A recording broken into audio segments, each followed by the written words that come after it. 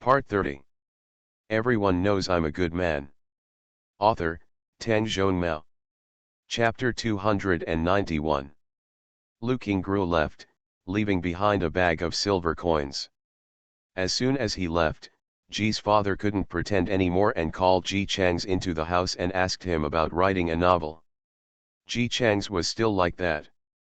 When asked, he said that he had liked reading novels before. Ji's father recalled the colored novels he had collected from his eldest son. The reason why he didn't write before was because he could still be free and happy without writing. Ji's father recalled the eldest son's happy old days. Now he writes about the fact that he has to shoulder the responsibility of supporting the family. Ji's father remembered that he had tried to encourage his son to work hard through various kinds of supervision. No matter how hard he tried at that time, Nagasawa always acted like he should. He didn't take his old father's words to heart at all, and would sometimes get angry with him, which made Ji's father think that the child was useless. As a result, he failed to teach the right direction in co-writing. Fortunately, he always thought that he was good at teaching students, but he couldn't even teach his son well. Ji's father was embarrassed in his heart, but he definitely couldn't say ha ha ha, so that's how it is. Then the way I taught you before was wrong, so he straightened up his face and smiled faintly at Ji Chang's. I've known for a long time that Nagasawa is a talented person. I didn't say anything to you before that you like to have fun. Now that you have become serious, I will keep the money I earned in your hands. But you can no longer go out and have fun with those bad friends like before. You have to think about the environment. Sister Huan has taken care of me and your mother without any complaints these days. You should think of her well. Ji Chang's nodded in agreement. Don't worry, Dad, after the accident in our family, my friends stopped interacting with me. They either avoided me or laughed at me when they saw me. How could I go to look for them to play with? It was just a group of people who got together to have fun, and there was no real affection. In addition, the original owner had a bad temper and was not very generous. Most of the good friends in the past were at odds with each other, but now there is something wrong with the Ji family. It would be nice if they didn't add insult to injury on this matter. How could they still be laughing at Ji Chang's like before? Ji Chang's knew it deep down and was not surprised, but his words immediately changed their meaning when his father heard them. He thought about the pitiful appearance of his eldest son being laughed at and ridiculed by his former friends, and felt heartbroken. Although he used to dislike Nagasawa for shouting, but in fact, as a young man, who is not the one who calls friends, he scolded him a few times. But at that time, although Nagasawa said that he was not good at homework and articles, he was not good at appearance. It's not nice to call friends and be friendly. Now that the family is in decline, although Ji's father feels a lot comforted by the fact that he is sensible, what child doesn't want to remain innocent and be free to do whatever he wants under the protection of his parents forever? After all, it was him, the father, who failed to protect his child. He felt distressed, but Father Ji's paternal love made him feel better again. By the next day, he was walking around. And Ji Chang's novel has also begun a long serialization period. It still maintains the happiness of 3 exciting points in 1 chapter and 1 big exciting point in 3 chapters. It is also mixed with many things that people don't know now, as well as the protagonist's judgment of the situation. Slowly it became more and more popular. Ji Chang's kept busy writing for a while, then just finished writing the novel. He handed the remaining manuscript to Lu Qingru, who knew that he had finished it in one go, and his face was blank, and started writing his second novel. The first vest was positioned to make money. Now that the money has been earned, Ji's father is in high spirits and preparing to make a comeback. The second vest no longer has to be focused on making money. This time he did not write an exciting article like Cultivating Immortals, but wrote a supernatural article, a self-narration of a soldier who died on the front line. Before writing it, he followed Lu Qingru's path and got a lot of information on the front line. Of course, that there are definitely no such secrets, but there are still some things to eat and drink in the past. Ji Chang's was already very good at editing. He was almost as good as building a tall building if someone gave him a foundation. He was so powerful after getting the information. He stayed in seclusion for a few days, and when he came out, he handed Lu Qingru a stack of manuscripts. Lu Qingru has been shocked more and more times recently, and each time it was because of this junior brother. As the editor-in-chief, he really couldn't figure out why someone could write a manuscript so quickly, not to mention that the quality of the manuscript was high. I finished writing it in a short time, and the second book will be out soon. Seeing his junior brother indicating to him to read the manuscript, Lu Qingru didn't have time to think deeply about the question, is my junior brother an octopus, so he lowered his head and read it carefully. He was still immersed in it, still fascinated by it, but what was different from watching Memoirs of a Cultivation of Immortality was that when Lu Qingru raised his face again, the ends of his eyes were red. He looked at the junior brother in front of him complicatedly, feeling that admiration was no longer enough to express his feelings. However, Ji Chang still acted as if nothing had happened. He took out a page of his spare vest and asked Lu Qingru to help him choose this time. What vest to use? Lu Qingru chose one of the vests with a complicated expression, Mr. Dongliu.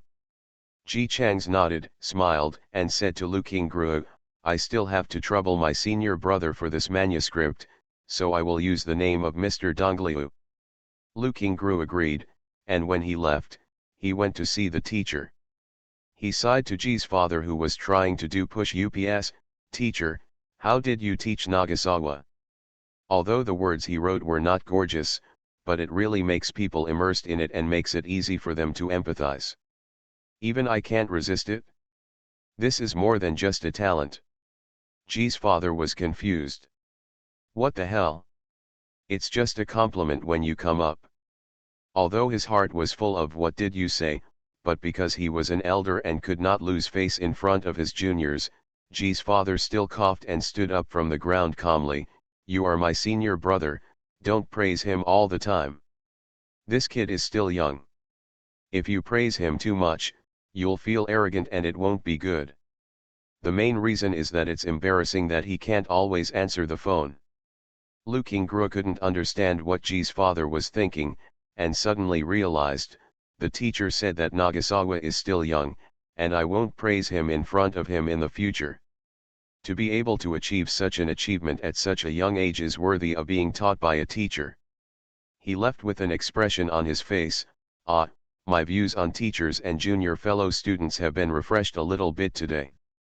Once the students left, Ji's father, who was extremely curious, endured the scratching in his heart and went out to ask. Ji Chang's, what did he and his senior brother say just now?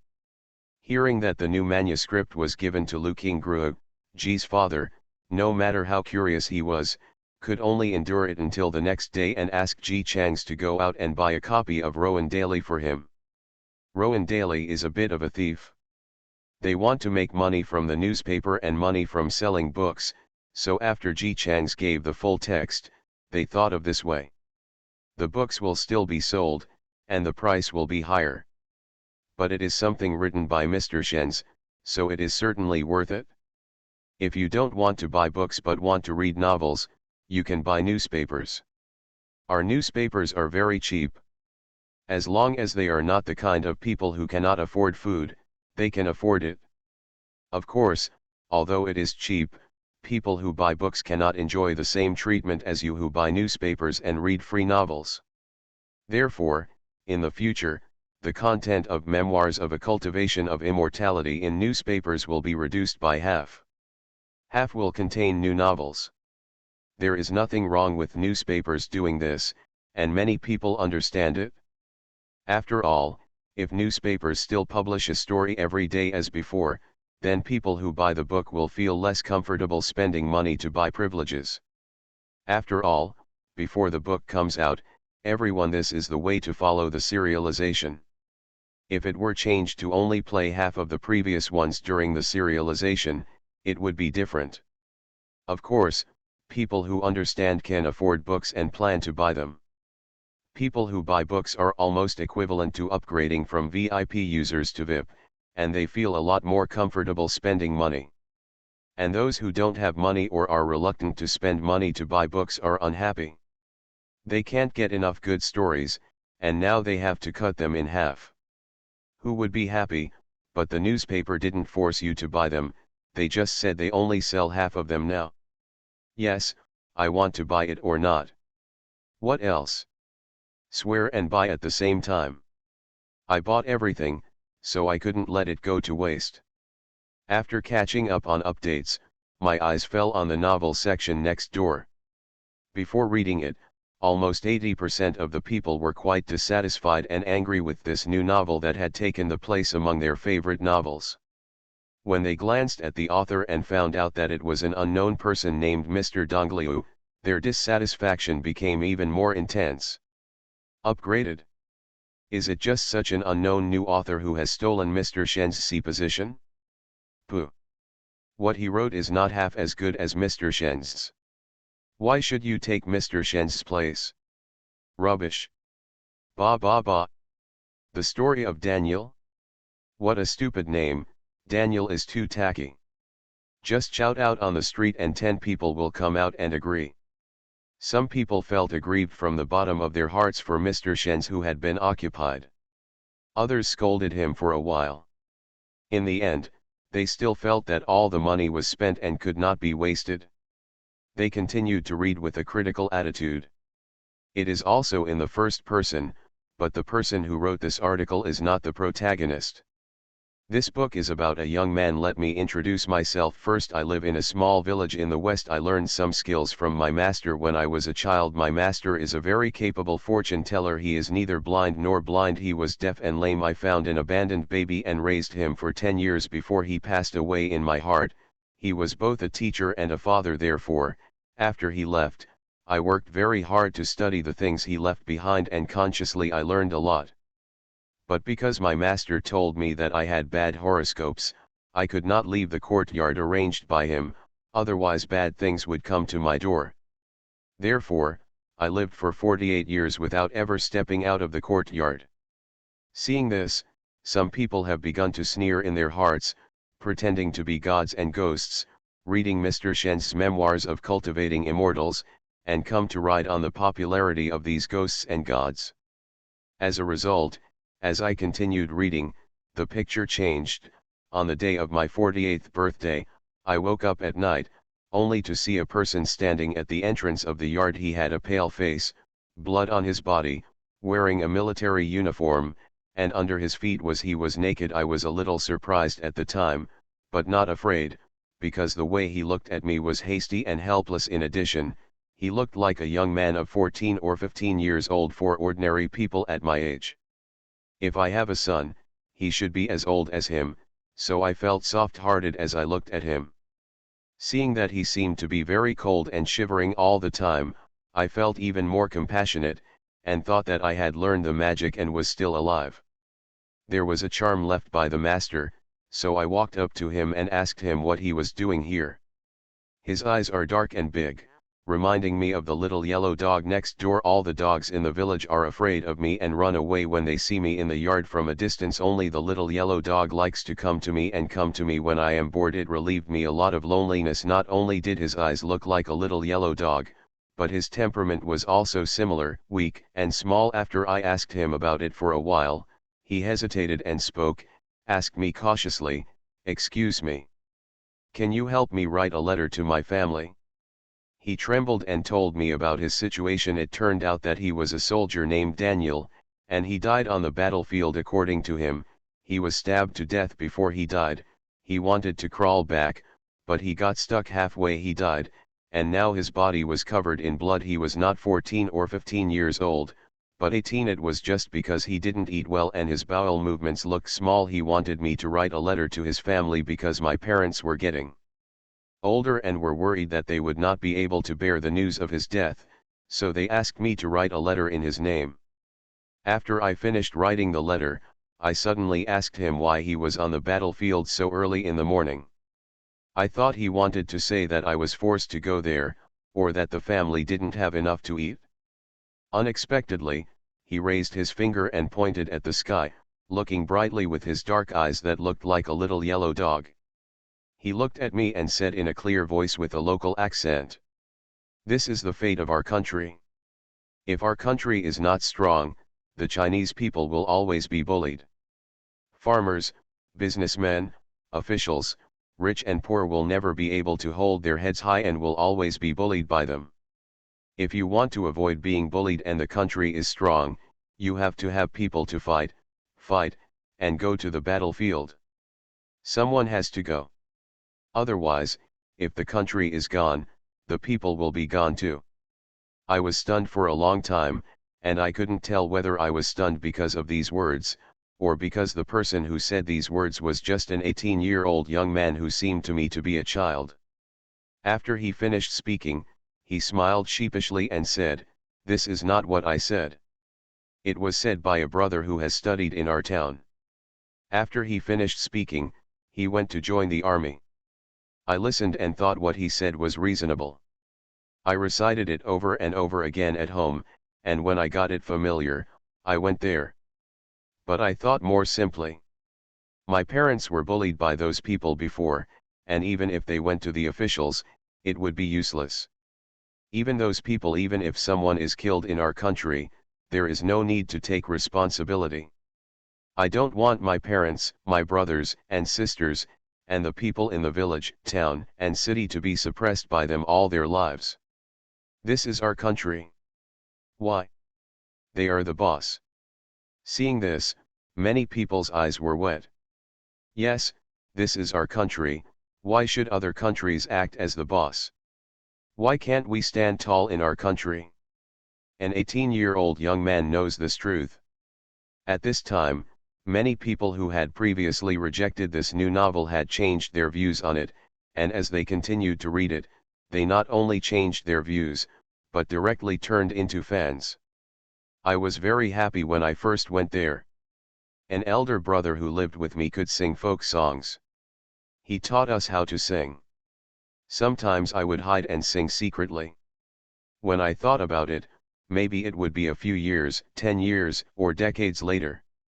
My son and daughter can work openly in the fields and sing folk songs, which makes me even happier. I looked at the moon at night. It was bright and big.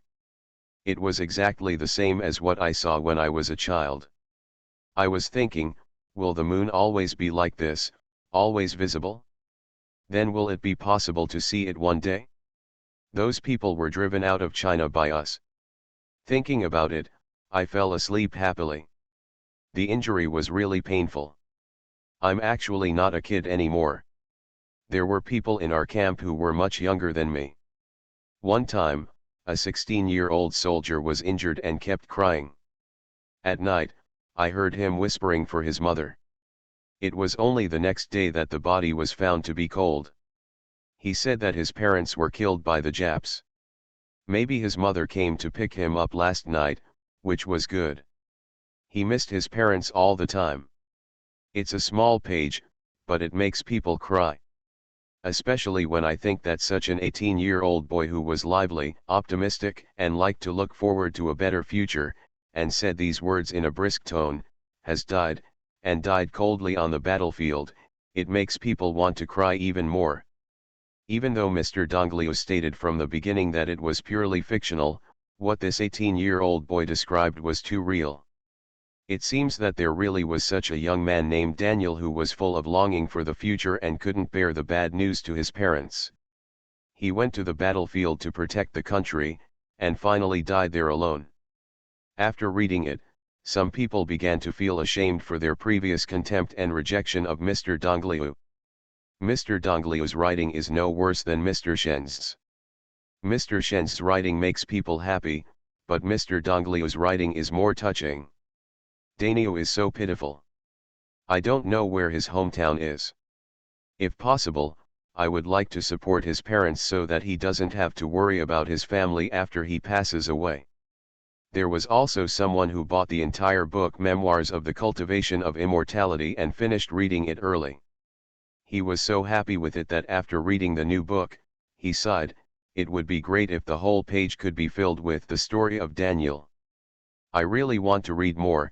Mr. Dongliu is much better than Mr. Shen's in terms of writing. These words immediately aroused dissatisfaction among Shen's fans. What do you mean? Mr. Shen's writing is so beautiful. How can a mere newcomer surpass him? Someone who was passing by and had just finished reading the story of Daniel happened to hear this and interrupted, "You can't say that. Wasn't Mr. Shen's also a newcomer before he wrote Memoirs of a Cultivation of Immortality? As I see it, both are newcomers. Mr. Dongliu is better." It's nonsense. Mr. Shen's clearly writes better. Don't you think Mr. Dongliu's writing is more immersive? Obviously Mr. Shen's writing is more deeply rooted in people's hearts. Mr. Dongliu wrote about the battlefield in such detail that he was immersed in it. Isn't it Mr. Shen's? Even Mr. Shen's knows what happened in the Northwest. Mr. Dongliu has stayed in a small courtyard his whole life. Can he write about it? The person who wrote the article is Mr. Dongliu, but it may not be him who stays in the small courtyard. Didn't you see that Mr. Dongliu said it was fiction? Mr. Shen still wrote fiction, but nothing he wrote was true. Such a topic has been discussed on the street, but I can't stop it even if I want to.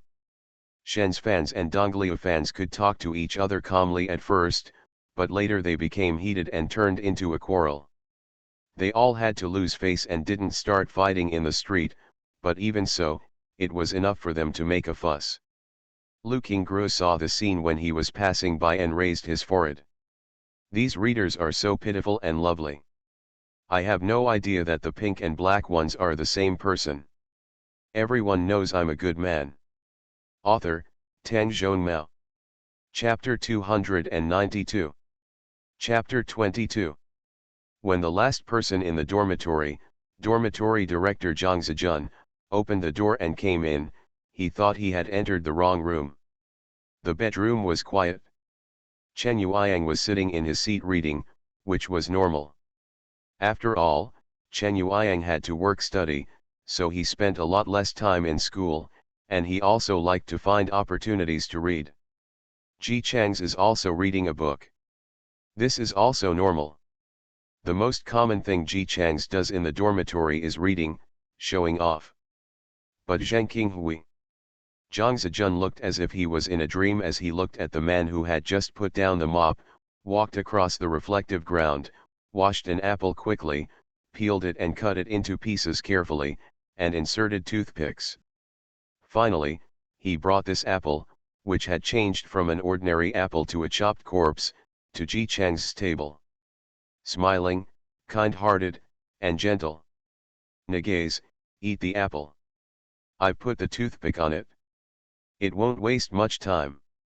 The young man looked away from the book for a second, with a calm expression.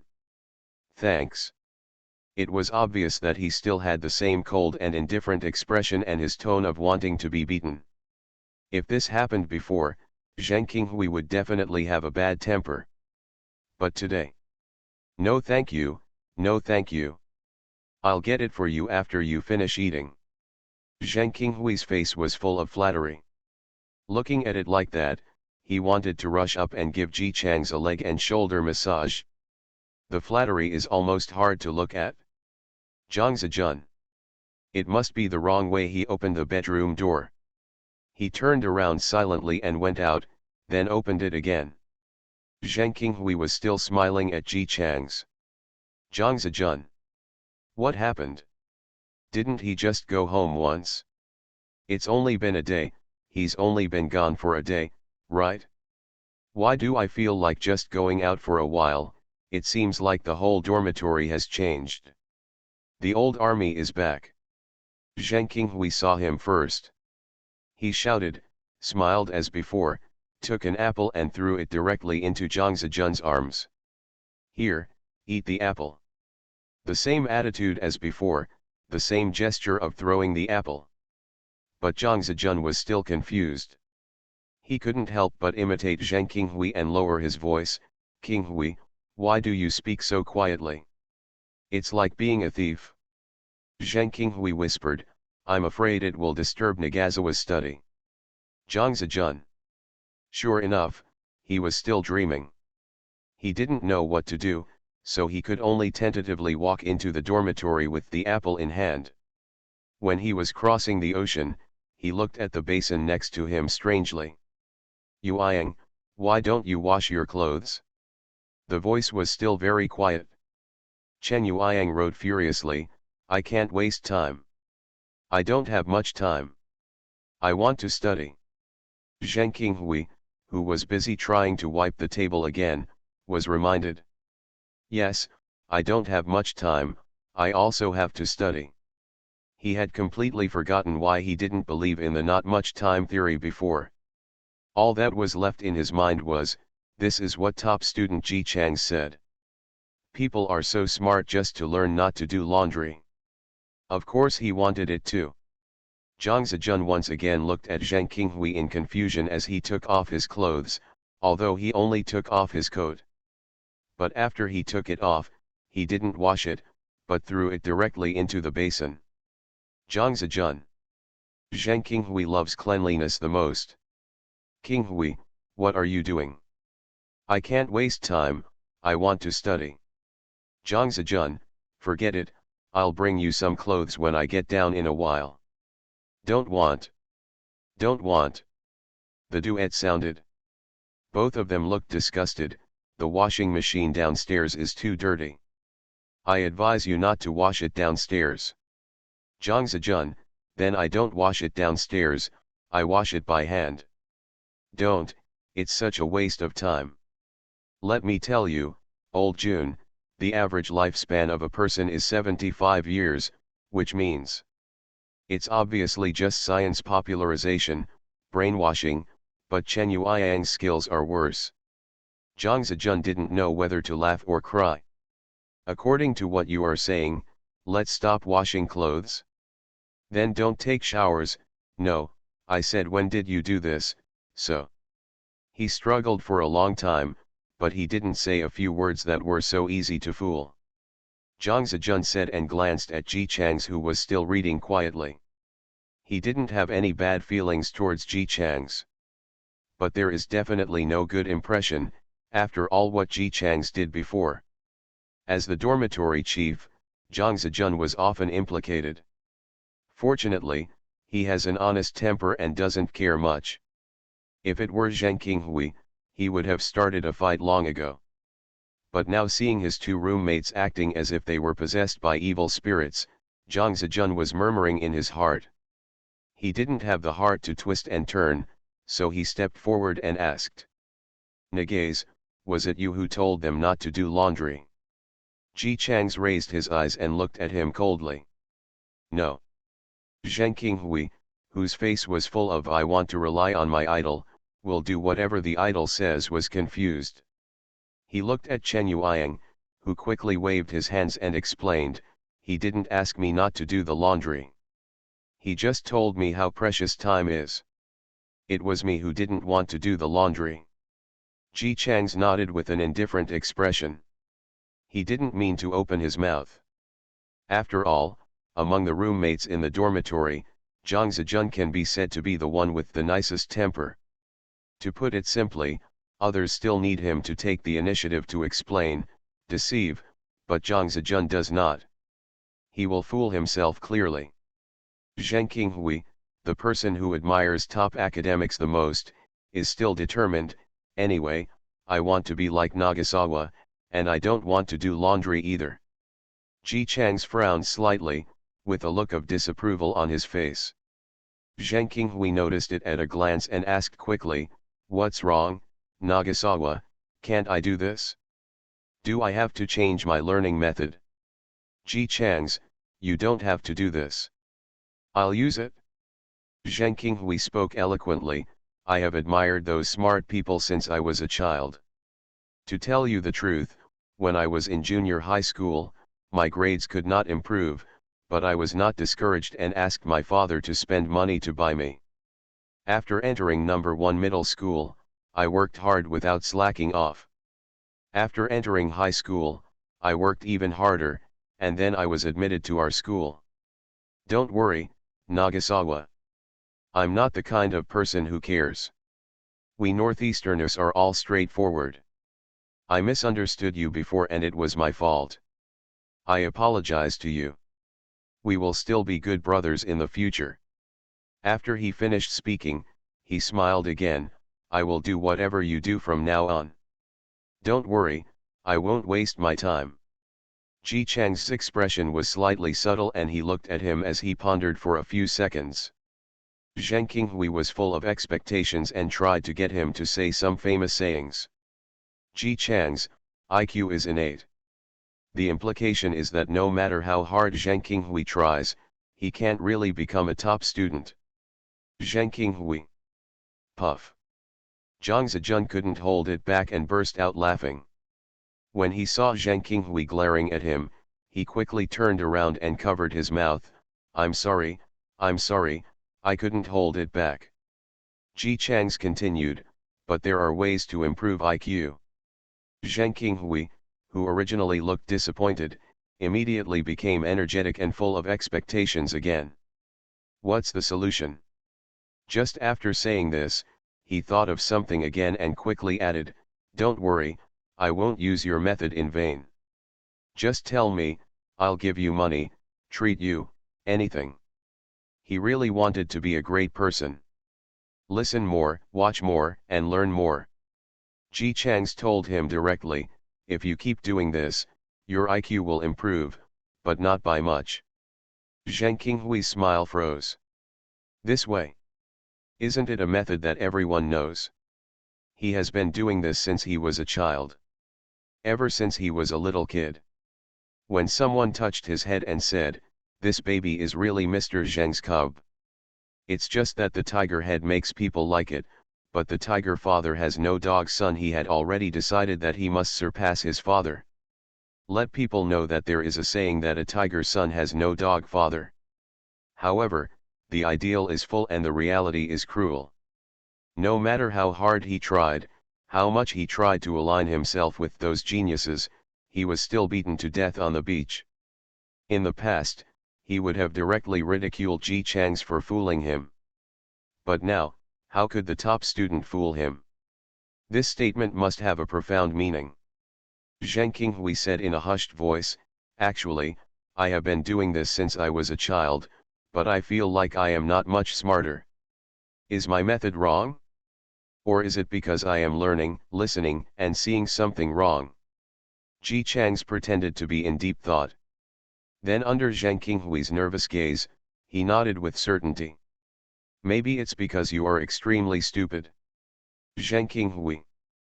Ha ha ha ha ha ha. Zhang Zijun couldn't help it anymore and laughed wildly. Chen Yueyang did not laugh. At this moment, the poor man who was worried about the collapse of the plastic brotherhood in the dormitory quickly said. Qinghui, don't be angry. Nagasawa is straightforward. Lao Jun, please stop laughing. Zheng Qinghui was not angry. Even if he was angry, he was not angry with Ji Chang's. How could a top student be wrong? Even if it's wrong, it's definitely not intentional. Geniuses all have some character flaws, and he understands that. Zheng Qinghui gave a strong smile. It doesn't matter, I will persevere. Don't worry, Nagasawa. From now on, I will be just like you. I will do nothing but study. I believe that if I continue like this, I will definitely succeed. Chen Yueyang also looked smug. Me too. Zhang Zijun was the only one who didn't know what happened, so I will be the only one cleaning our dormitory from now on. Of course Ji Chang's couldn't agree to this. He shook his head. I don't recommend you do this. I can memorize the contents of a page of a book in 10 seconds, and it takes 45 minutes and 2,700 seconds to do laundry. Without wasting the time of doing laundry, I can memorize an additional 270 pages of knowledge in one day. How many can you write down? Zheng Qinghui, well. He felt like a knife had been stabbed in his heart. Chen Yueyang did the math and whispered awkwardly, about, maybe, 10 pages. Zheng Qinghui felt like he had been stabbed in the heart again, my 5 pages. Zhang Zijun, ah. What 10 seconds? Are you Nagays? Are you so powerful? Ji Changs, I will take these clothes home and wash them, will you? The two said again. Yes, their family is not here. Zheng Qinghui, who was in depression, suddenly realized something. He raised his head suddenly with a look of enlightenment on his face. I know. You have a good memory.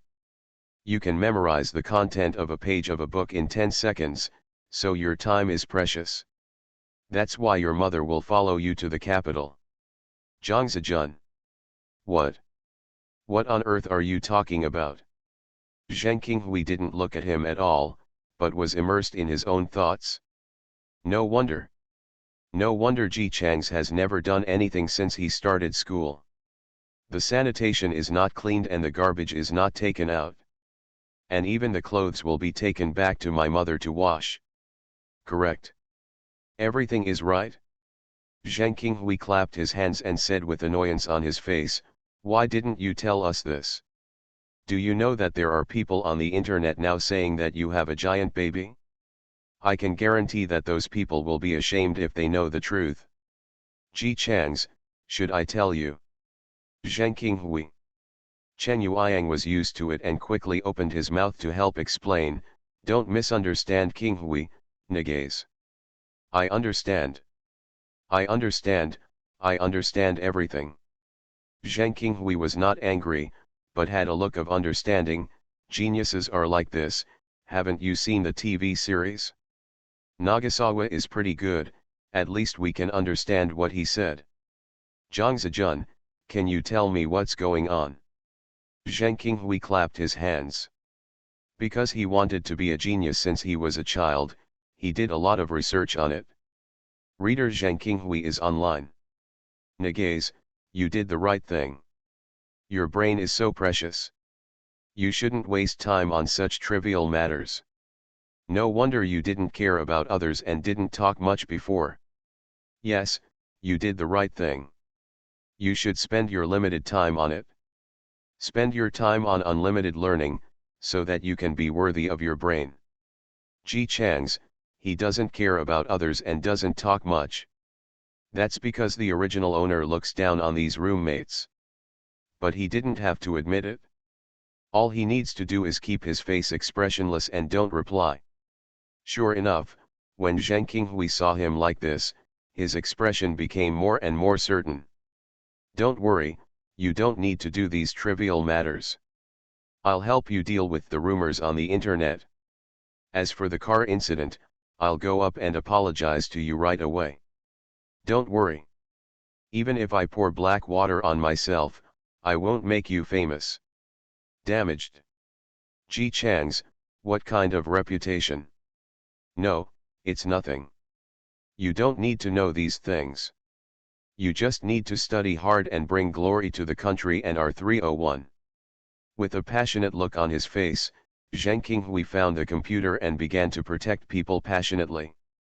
Zhang Zijun, so, what happened? Chen Yueyang, it's just that the Nagasawa incident was actually a misunderstanding. He was just too lazy to explain. Okay, I'm going to do the laundry. Do you want to come with me? Zhang Zijun, who was still confused, don't you not wash your clothes? Chen Yueyang, didn't you listen to what Nagays said? He can learn so many things without washing clothes. It's very cost-effective. But I can't do it. I'm not smart and I don't have a mother to wash my clothes. I'd better wash my clothes. By the way, let me tell you, Nagasawa is being wronged by the outside world. We, 301, must speak up to the outside world and help him speak up so that people don't misunderstand him. Zhang Zijun understood now. It turns out it was a misunderstanding, that's good, that's good. He nodded, don't worry. The two of them packed their things together and prepared to go out. Ji Changs took the time to look up and saw that Zhang Zijun had already accepted the persona of Ji Changs as a good man and turned the pen in his hand. He just said that even if he didn't do anything, Zhang Zijun will also attack his own. Sure enough, it was easy. You are listening to Novels at Bless Up channel. Wish you happiness and luck. Please subscribe to receive new novels. How do you feel about this novel? Please like and leave a comment. Everyone knows I'm a good man. Author, Tang Zhongmao. Chapter 293. Chapter 39. In the next few days, there was really no movement from the Zhang family. However, Jin Yan told Zhou Ranran that Zhang Meizi seemed to be looking for dirt on the Zhou family. Zhou Ranran asked Ji Chang's, but Ji Chang's was still not worried. It's okay, let her do whatever she wants. During this period of time, he still maintained his frequency of painting one painting a month. After finishing the painting, he posted it online, and all kinds of judgments that seemed decent were actually all nonsense. The black men were all convinced. It's really pointless to meet such a thick-skinned person. No matter how much they scolded them, Ji Chang's looked like he didn't hear or see them. On the contrary, he attracted new traffic because of the fierce fighting. Some red envelope enthusiasts discovered Ji Chang's, a treasure blogger who said, "As long as you praise me, I will give you a big red envelope," and they immediately joined in happily. After scolding him for a long time, not only did Ji Chang's not suffer any loss, but it also gained him more traffic and fans. It can really piss people off. Zhou Ranran has been in frequent contact with Jin Yan recently, mainly because Jin Cheng's condition has improved. And it all started when that painting was brought home. Jin Cheng used to sit in his room every day, either playing with building blocks in silence, or just being in a daze, never willing to communicate with others. But since Ji Chang's gave him this painting, he gradually changed. The painting was hung on the wall by Jin Yan, and Jin Cheng quietly sat on the chair and looked at the painting. After looking at it, he took paper and pen and started to draw by himself. When Jin Yan called Zhou Ranran to tell her about this situation, her tone was choked with sobs. "I have never seen him so happy. He was very happy when he was painting. After he finished painting, he ran to me and told me that he wanted to. I also hung this painting on the wall. Really, Ranran never asked us for it after he was 5 years old. I was so happy. My father did the same. He immediately bought him the best drawing paper and brushes, and also built a room specifically for painting. Since my mother passed away, I have never seen my father so happy. And all this is because of the painting given by Ji Chang's." Jin Yan always felt that Ji Chang's must know the effect of that painting, but she was extremely curious as to why a painting could have such an effect. She had a bad attitude towards Ji Chang's before. Although she apologized, she still felt embarrassed, so she asked Zhou Ranran to ask for help. "Actually, it's nothing. It's just that I've had a breakthrough in my artistic conception recently, and I've tried to work towards this." Ji Chang's answer was very certain. "Let Xiao Cheng have more contact with the painting. If he wants to paint, let him paint. Let his family talk to him more and communicate with him. Slowly he will get better." Zhou Ranran didn't understand this, and just looked at her husband with admiring eyes. "Nagaze, you are so amazing." Ji Chang smiled gently at her. "I've already told you that I'm great." Speaking of this, Zhou Ranran still felt a little regretful. In fact, she has never doubted her husband's talent, but sometimes when she sees the paintings in the studio, she does have a sense of doubt. Aren't these paintings very simple? But every time she had doubts, Nagasawa would get very angry. At that time, Zhou Ranran thought it was Nagaze who had a high self-esteem, but now she realized that it was not that he had a high self-esteem, but that Nagaze really had this ability. It would be strange not to get angry when a very capable person is questioned. She felt both proud and a little guilty in her heart, so she quickly called Jin Yan to tell her the news. When she said these words, her tone was proud. After all, her husband said before that the painting was given to Jin Cheng because Yanzi was her best friend. She felt warm in her heart and extremely proud. Her husband is indeed excellent. Jin Yan doesn't know how to draw either. But it doesn't prevent her from seeing the effect. She quickly thanked, Ran, thank Ji Chang's for me. I really appreciate him. My brother has this disease since he got sick when he was 5 years old. My father has been thinking of ways to cure him, but it has taken so long it's of no use at all, and it's getting worse. If Nagaze has such a heart, we, the Jin family, will remember it. Swallow, don't say that. You and I are friends. Xiao Cheng is the brother of Nagasawa and this is what Nagaze told me. Xiao Cheng is better than anyone else. He is happier than anyone else. Jin Yan was moved again by these words. Why hadn't she noticed before that Ji Chang's was such a loyal person? Such a painting would definitely sell for a lot of money as long as he published it. But he gave it to their family directly, knowing the usefulness of the painting. What kind of spirit is this? By the way, Ran, can Nagasawa still be able to draw such a painting? Can he treat other diseases, such as depression? Zhou Ran turned back to look at Ji Chang's, who was drawing slowly. She had turned on the speakerphone before, and Ji Chang's could hear clearly.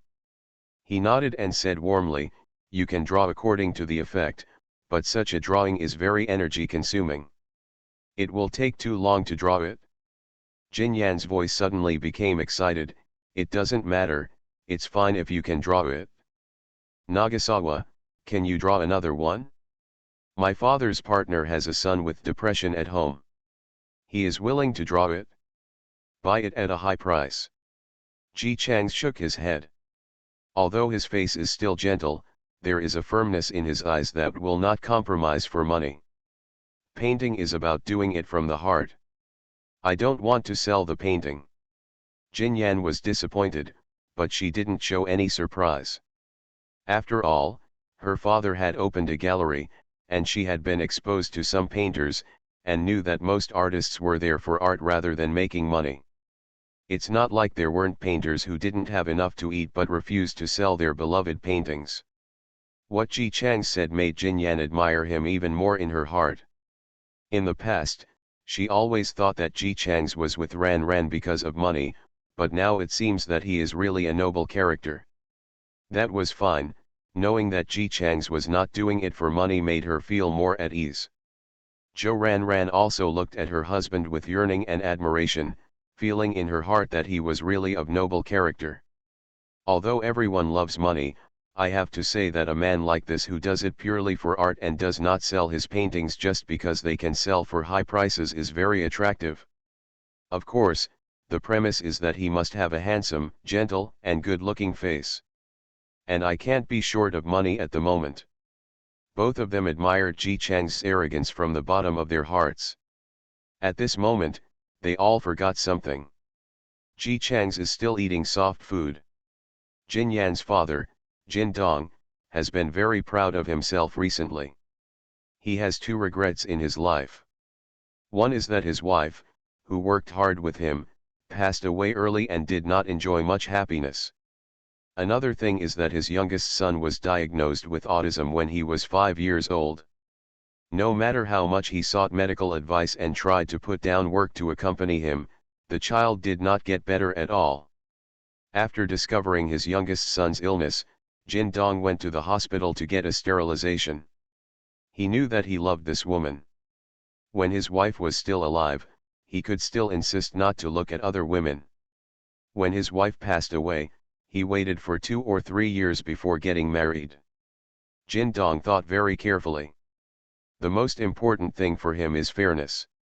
His love for Yanzi and his love for Xiao Cheng are the same. Now Xiao Cheng is ill, and Yanzi has a blustery temper, so he is not suitable for managing the company. In the future, the company will probably need to find a general manager to come back and take charge. But if he remarries and has another child, the situation will be very different. The palms and backs of his hands are all flesh. What if the child is smart again, more sensible than Yanzi, and smarter than Xiao Cheng, and he is partial? Yanzi and Xiao Cheng have lost their mothers, but they can no longer buy their fathers. So he ran to get a sterilization. Even if Yanzi never grows up and Xiaokeng's autism never gets better, then he will only have these two children in his life and can only love them. Jin Dong was already prepared for this, but suddenly, he saw that Xiao Cheng was getting better. During this period, he cooperated with the doctor and made careful efforts. After more than a month of hard work, although Xiao Cheng still spoke little, he could at least communicate normally. And he also likes reading. The doctor said that if the situation continues as it is, Xiao Cheng will be able to go to school normally next year. He was so proud that ordinary people would think that he was just newly married, so it was inevitable that he would be sweeter. However, someone who was well informed came to him to inquire. "Lao Jin, I heard that Xiao Cheng is fine? Congratulations." As soon as Dong Jin saw the person congratulating him, his face broke out into a smile, and he waved his hands with a smile.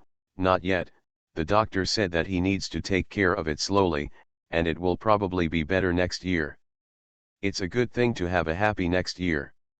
Look at my daughter. She has been struggling for so long and it is getting worse now. Her mother and I really don't know what to do with a daughter like her." The man first shook his head in pain and told about the tragic events in his family, and then suddenly changed the topic. "I heard that Xiao Cheng is good because of a painting, right?" Jin Dong smiled and said, "No, I don't know what's going on with that painting. I don't see anything special about it myself, but when Xiao Cheng saw it, he said it felt warm and comfortable. He hangs it in the room every day before going to bed. He has to look at it for a long time, and the doctor said that since he likes it, he should keep it on and not take it off." His words blocked this man's plan to borrow the painting. Although life is getting better now, more and more young people in the younger generation are suffering from mental illness. Although the probability is low, there is always someone well informed who found out that Jin Cheng was successful because of a painting. And the painter refused to sell another painting for money. All for the sake of their own relatives, even those who were not familiar with Jin Dong, they all came to him and tried to get money or resources to exchange for the painting. Jin Dongdu smiled and refused in his heart. He's not stupid. Now that Ji Chang's refuses to sell it, this painting is Xiao Cheng's only life-saving straw. Even if he offends someone, he will never let go. For the sake of his son, it doesn't matter if he offends a few people.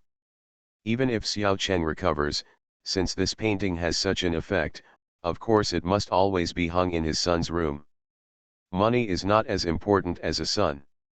Naturally, the man understood what Jin Dong said and could only change the subject in a nonchalant manner.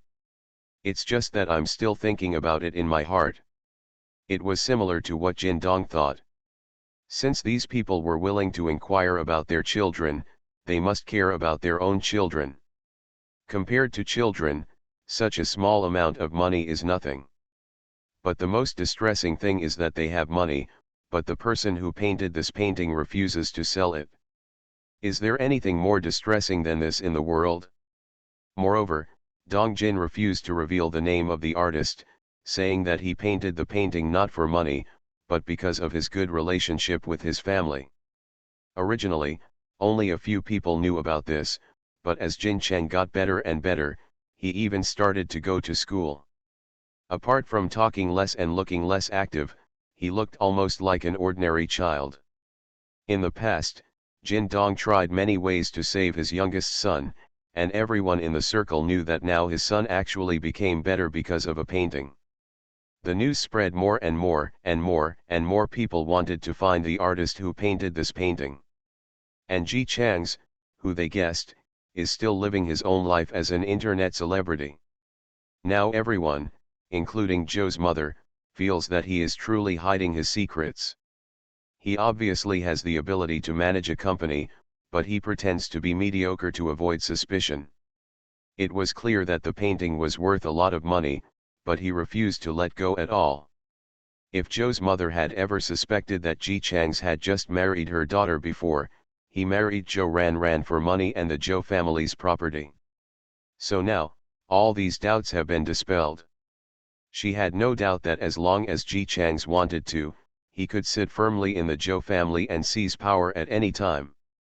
Ji Chang's had more than one way to make money. As long as he painted a picture, there would be a lot of people outside crying and wanting to buy it. But he had no intention of being tempted at all. A son-in-law who treats money like dirt, could he be doing it for money? Definitely not.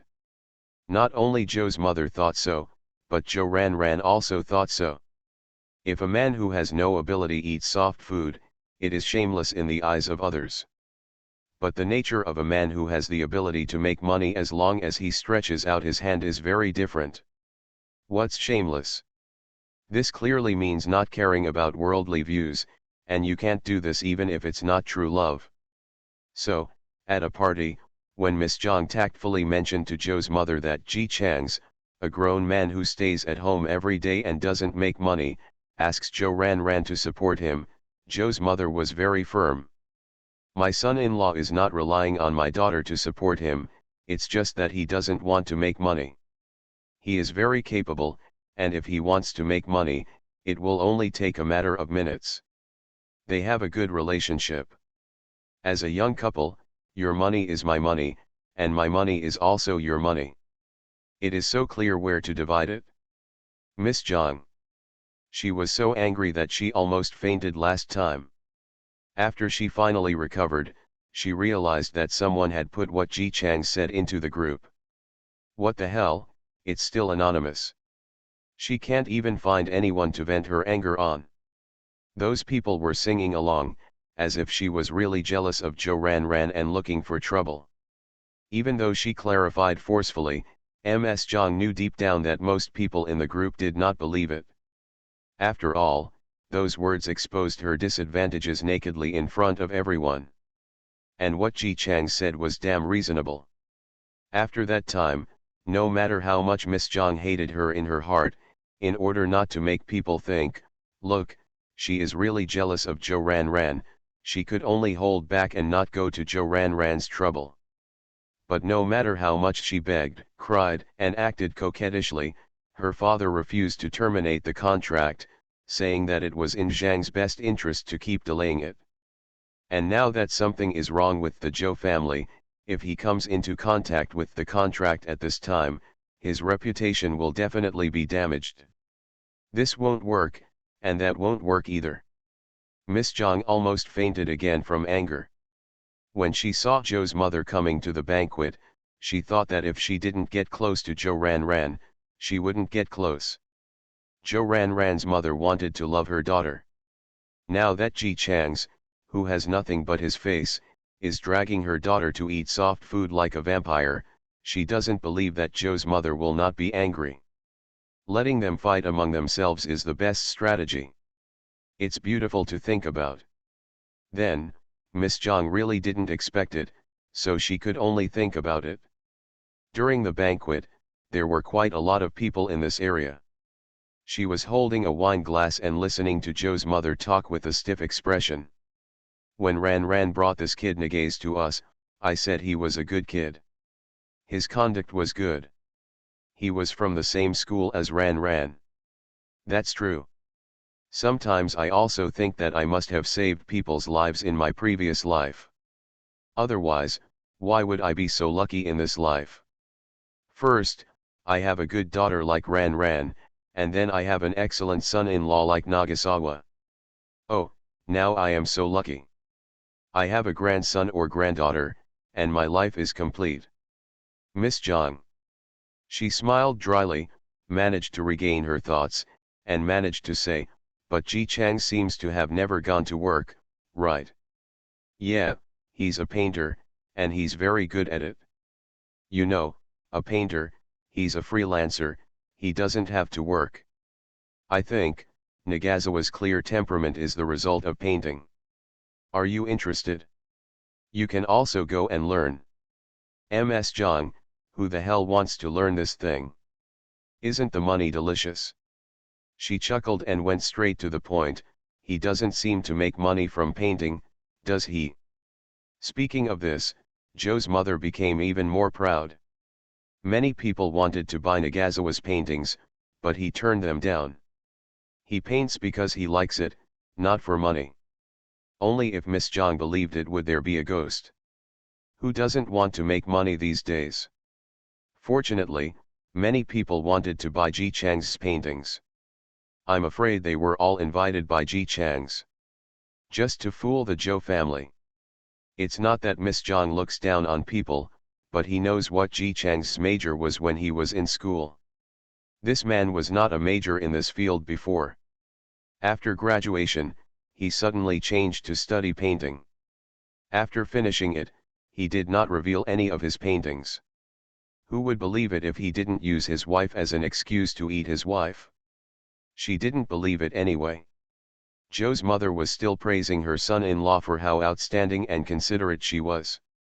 During this period of time, she was working hard by herself, thanks to his help in making suggestions. Miss Zhang couldn't listen anymore. So awesome! She felt like her ears were being polluted. After hurriedly saying that she would take the first step with a stiff face, Ms. Zhang went to the corner, thought for a while, and sent a message to a number. Help me check a person's background. The more dirt the better. Zhou Ranran has grown up with her, and Miss Zhang herself has always been jealous, but it's because he doesn't like her, so he always pays attention to her. Naturally, I knew that Zhou Ranran had no dirty information. But Ji Chang's was different. Since this guy can eat soft rice, maybe. Ding. Before Miss Zhang could proudly think about how she was going to make the guy who dared to say she was crazy be rejected by the Zhou family, the text message tone on her phone rang again. When I opened it, it started with "done." So fast? The flash. Of course she didn't know that Ji Chang's sturdy information was so easy to find. He is famous on Weibo. Just put the name on Weibo and search it, and a bunch of them will come up immediately. Miss Zhang first read the introduction, and then looked at the primary school student's painting at the bottom. She almost laughed out loud. She thought the Zhou family regarded Ji Chang's as a treasure. This guy was really capable. In the end, the legendary excellence was actually this. I'm afraid if you tell me, you'll make people laugh. She felt comfortable all over in an instant. The sky is blue, the clouds are white, and the head is green, but when she thought of her husband who went to play with women again yesterday, the look on Ms. Zhang's face darkened again. When she lowered her head to look at the information on her phone, there was a trace of malice in her eyes. All the anger in my heart was directed at Ji Chang's. She quickly sent a message, instructing her to make Ji Chang's look bad no matter how much money she spent. In the Zhou family, Ji Chang's, who was slowly painting, received a message on his mobile phone. He clicked on it and saw that it was a message from a marketing company. Tell him that if he wants to achieve a higher reputation, he must do something big, and he must spend more money than before to hire a Navy army, and ask him if he wants to buy it. Ji Chang's raised the corners of his lips slightly, hummed a song, typed and sent it. No, someone will buy it for us. That night, as expected, someone began to expose the Big V painter with millions of fans. The exposure is very detailed. His name is Ji Chang's.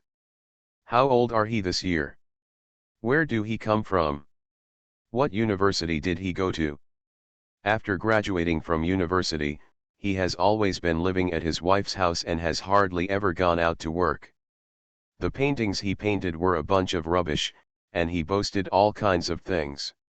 He even gave out red envelopes in order to hear other people's praises, which made a group of red envelope recipients brag blindly for money. Even the most egregious thing is that according to his information, he has no way or ability to make money. It is conceivable that the money he uses to give out red envelopes definitely belongs to his wife. Men who eat soft food are inherently despised.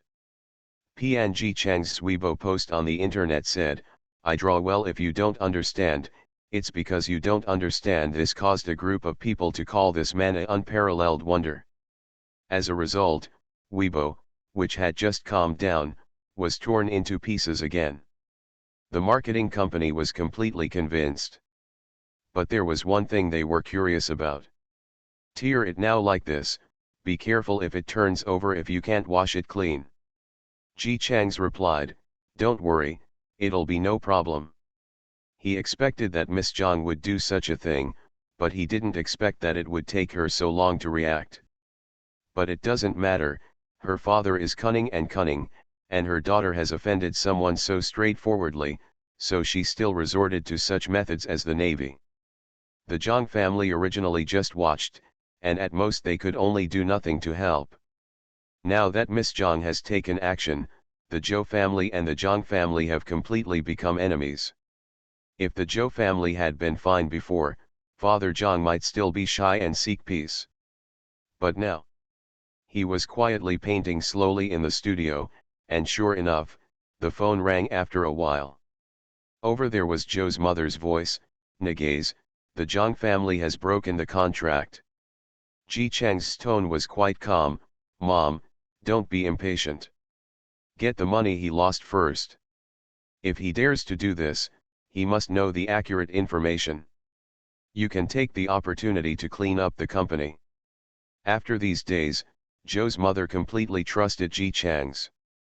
After hanging up the phone, she went to deal with the Zhang family's compensation. As for Ji Chang's, when he opened Weibo, he got stuck as soon as he entered. This time the topic is enough.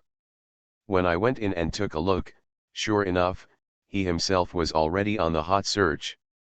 As for whether Ms. Zhang bought this hot search or the masses pushed him to it, it remains to be discussed. The marketing company was afraid of overturning and had already sent out a lot of messages in a short period of time. Is it really okay? Now you are almost blacklisted by the whole internet. If you don't have a trump card that can hit you right away, it's best to hire someone to take control of the situation now. Be careful of overturning. Ji Chang's, let the topic ferment for a while, I still have something to deal with in reality. Marketing company. How long has this been going on, and we are still dealing with real things? But Ji Chang's is a customer. He is not anxious, and they will not be so sincerely anxious that they cry. So I had to let him go. Ji Chang's is not lying, he is really in trouble. Onlookers watched Zhou being targeted. As I said before, Father Zhang is an old fox and he won't do anything he's not sure about. The contract was suddenly broken this time because Miss Zhang hacked the Zhou family's son-in-law on the internet. There was no need for him to pretend to be a grudge between the two families. Secondly, he received accurate news that the Zhou family was going to be raped. This is what Ji Chang's has been waiting for. After all, the thorn is always there. Even if it doesn't hurt now that it's buried in the flesh, as long as it's there one day, it will hurt one day. Even if you really don't feel any pain for the rest of your life, it would be unbearable to watch a thorn grow in your flesh. It would be nice to pull out this thorn while protecting the Zhou family. For an opponent, the best way to bring down a company is to make the company default on its debts and go bankrupt. As for Zhou, who is currently facing external and internal troubles, it is quite simple to operate. Ji Chang's has been waiting. Sure enough, the next day, Zhou's mother called in a panic. The Zhou family had been tricked before, and now their opponents suddenly took action. They couldn't turn around their funds at all, and now they couldn't get a loan even if they asked for a bank loan. I can only watch helplessly and be dragged down because I can't make up the money. Ji Chang's comforted her first, then turned on the computer to check after hanging up the phone. After locking the target, he called Jin Yan. Oh, that's strange. You actually called me. What's the matter? Is Ran's phone out of battery? Jin Yan was at home, playing games, and answered the phone when she saw it. She was wearing clothes. When she heard Ji Chang's voice on the other end, her expression gradually became serious. Okay, no problem, I'll tell my dad. Jin Dong, who was sitting on the sofa watching TV, heard his daughter calling him and looked up. When Jin Yan hung up the phone, he patted his big belly and asked, "What?" What do you want to say to me? Jin Yan got straight to the point. Ran's company is short of money now, and Ji Chang's wants to sell his paintings that can heal people to make up for the shortfall. Jin Dong's originally smiling expression suddenly became joyful. What are you selling? If you want to do it, let's do an auction. Let me do it, I'm familiar with this, don't worry, Ran is your good friend, I will never cheat them, they only charge 0.2 cents. Jin Yan, Dad, this is money used for emergency purposes. Before, Ji Chang's refused to sell it no matter what. Now he offers to sell it. It shows how anxious he is. You still have the nerve to accept the money. Business is business, and friendship is friendship. How can we give up our own profits just because others are anxious? You are such a silly girl. Jin Yan looked at her father with disgust. Have you forgotten how good Xiao Cheng is? Ji Chang's confiscated a penny of our money and gave Xiao Cheng the painting. Regardless of friendship or business, our family owes them home. Jin Dong thought so too. He smiled and said, okay, I don't want money. Tell Ji Chang's and reassure him that I will definitely handle this matter safely. Knowing that they are in urgent need of money, I will do it as quickly as possible. So many people had asked him before, but now it was so easy for him to find people willing to buy the painting. Jin Yan nodded, okay, by the way, how about letting Ji Chang's paint a few more paintings, so as not to raise enough money? Don't worry, it will definitely be enough. Just one painting is enough. You don't know that the more paintings you paint, the less valuable they are. This is all in this industry. Jin Dong, who was reading science with his daughter, suddenly stopped talking. Wrong. The reason why paintings become less valuable as there are more of them is because their rarity decreases. But Ji Chang's paintings have other functions. How can they be compared with those paintings? Regardless, he can be sure that the absolute price of this auction will shock many people. Just when Jin Dong was busy holding the auction, Ji Chang's Swibo has already scolded him even more fiercely. You are a fool and you are so ignorant. The paintings I draw of primary school students are better than yours. Those who understand will naturally understand. I think those people down there who are bragging about you are just trolls. It really makes me laugh to death. I have the nerve to show off a painting like this, and I have the nerve to praise myself a lot really. I looked through them one by one, but I couldn't find any that I could look at. Everyone is making progress, but you are regressing. You still think you are a master. Are you going to laugh me to death and inherit my credit card bill? Faced with such a huge army, the red envelope party must think about the gratifying red envelope. Bite your teeth and do it. He Zijing is such a red envelope party. Her family's financial situation was not very good. When she was in college, she gritted her teeth and worked part-time while going to school. She never asked for a penny from her family. After she started working, she was overwhelmed by the rent, water and electricity bills, travel expenses to and from get off work, and 3 meals a day. When the salary is paid every month, after deducting a lot of things, there is only a little left. In order to survive, she began to look for ways to make money. Ji Chang's, a painting blogger, was someone she accidentally discovered before. As long as you praise your beautiful words and blow your rainbow fart, you can get red envelopes. Sometimes the number of red envelopes can be very large. He Zijing can actually draw, and it can be seen that Ji Chang's paintings are not very good, but for the sake of money, she treats herself as a blind person and flatters Ji Chang's every day. When those scolding people started scolding, He Zijing stepped forward to fight with real feelings. Because according to her experience, there are many more red envelopes for bullying than for simple compliments. Of course, if you praise others at the same time, the number will be more objective. During the lunch break, some colleagues were sleeping, so He Zijing seized the opportunity, quickly took out her mobile phone and started scolding Sunspot. She didn't dare to use the keyboard for fear of disturbing her colleagues, so she could only hold her palms in her hands and focus on scolding. What do you idiots know?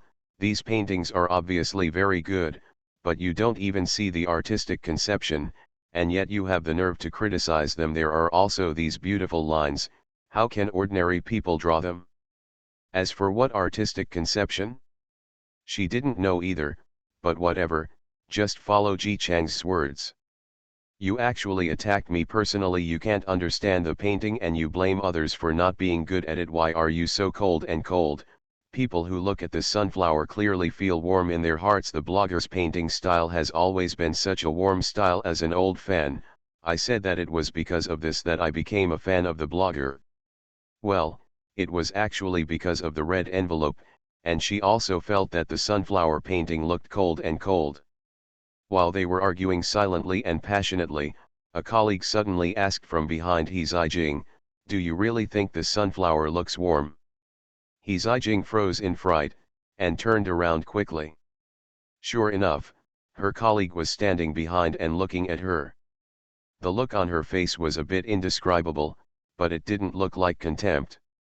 She subconsciously wanted to say that she was boasting because of the red envelope, but she had a strong sense of self-esteem, so she could only nod her head. Yes, you also know this blogger. I think his paintings are very warm. I don't know why so many black people scold him. Rather than being said to be a troll online just for a little money. It's better to let others misunderstand her aesthetics. Just as he was thinking about it, He Zijing suddenly noticed a little sympathy on the face of the colleague in front of him. Jing, it turns out you have a tendency to be depressed.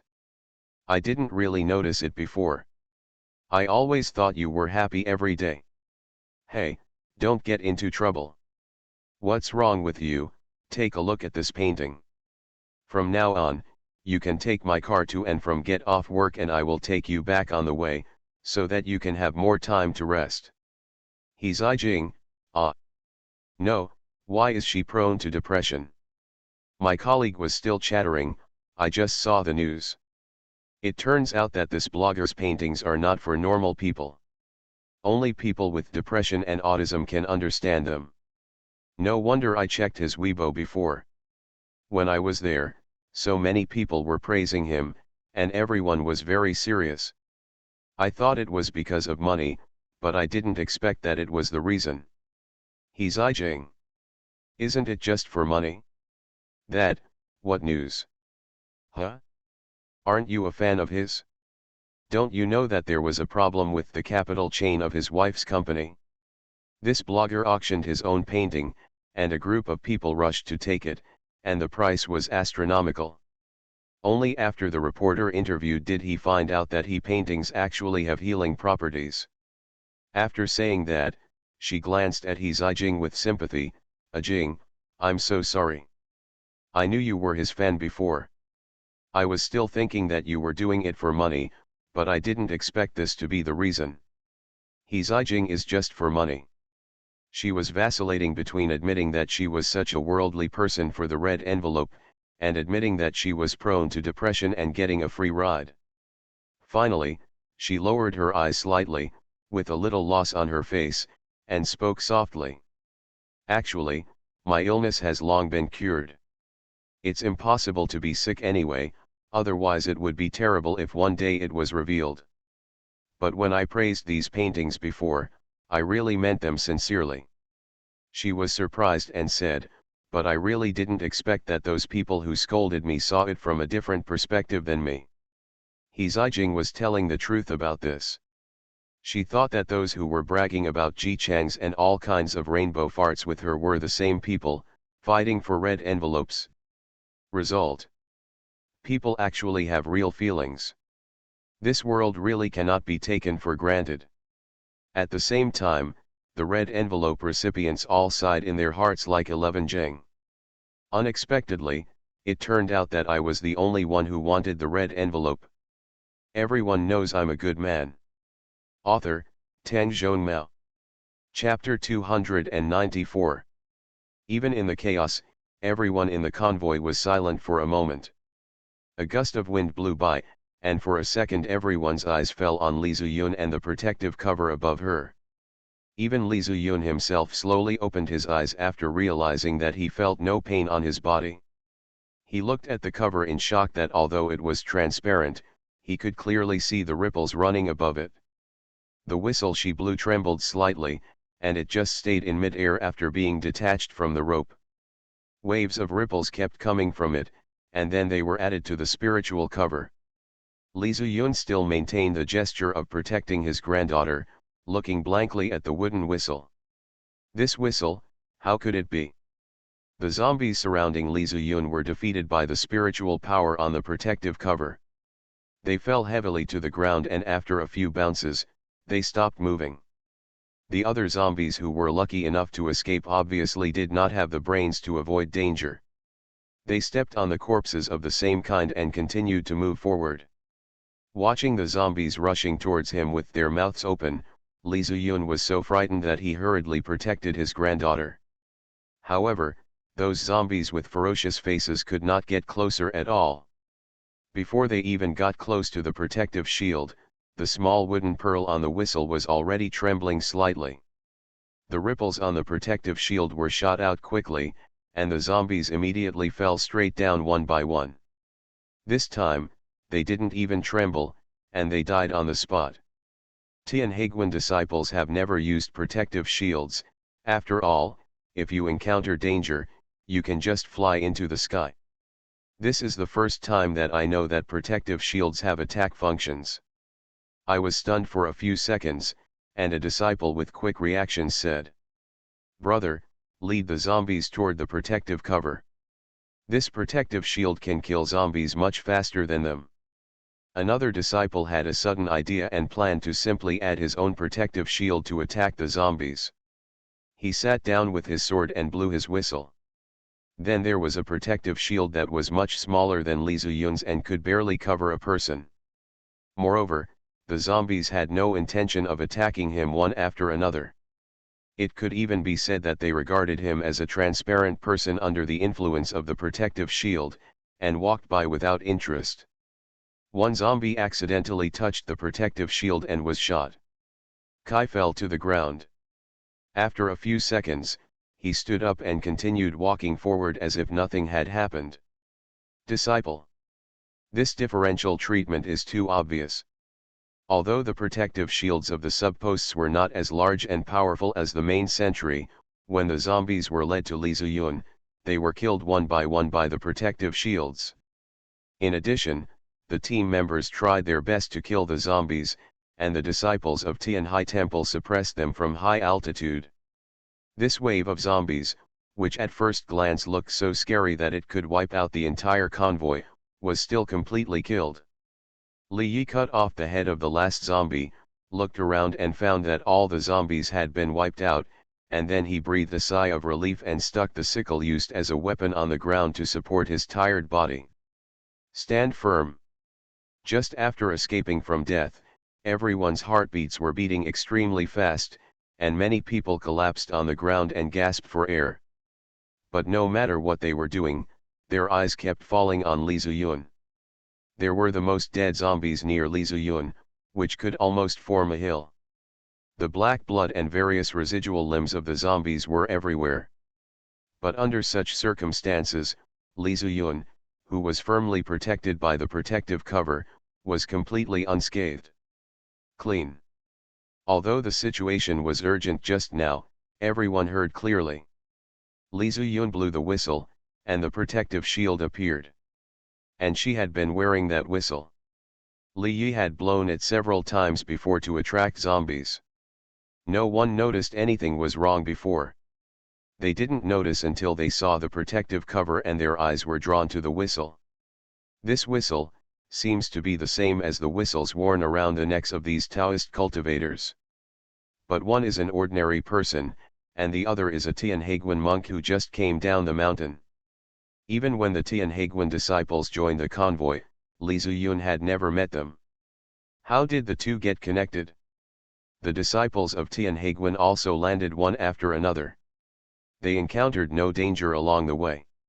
Even if they really encountered a zombie wave, they could fly with their swords and avoid it. This was the first time they were so confrontational. My breath was unsteady after I landed on the ground, so I quickly sat down cross-legged and adjusted my breath quickly. Fortunately for Yuanan, his cultivation level was higher than that of the other juniors. He only needed to adjust his breathing after landing. As the leader of the team, the captain was the first to come up and express his gratitude to them. Thank you so much to the Taoist priests. If it hadn't been for you today, our entire convoy would have been destroyed here. What are these Taoist priests? Are they tired? Yuanan shook his head. It doesn't matter, it's just that the spiritual power is excessively consumed and requires breathing adjustment. If you don't adjust your breathing properly, there will be serious consequences. The captain was startled. If something happened to these Taoist priests to save them, they would not be able to offend these Taoist priests in the first place, and they would also be afraid of offending Tian Haiguan.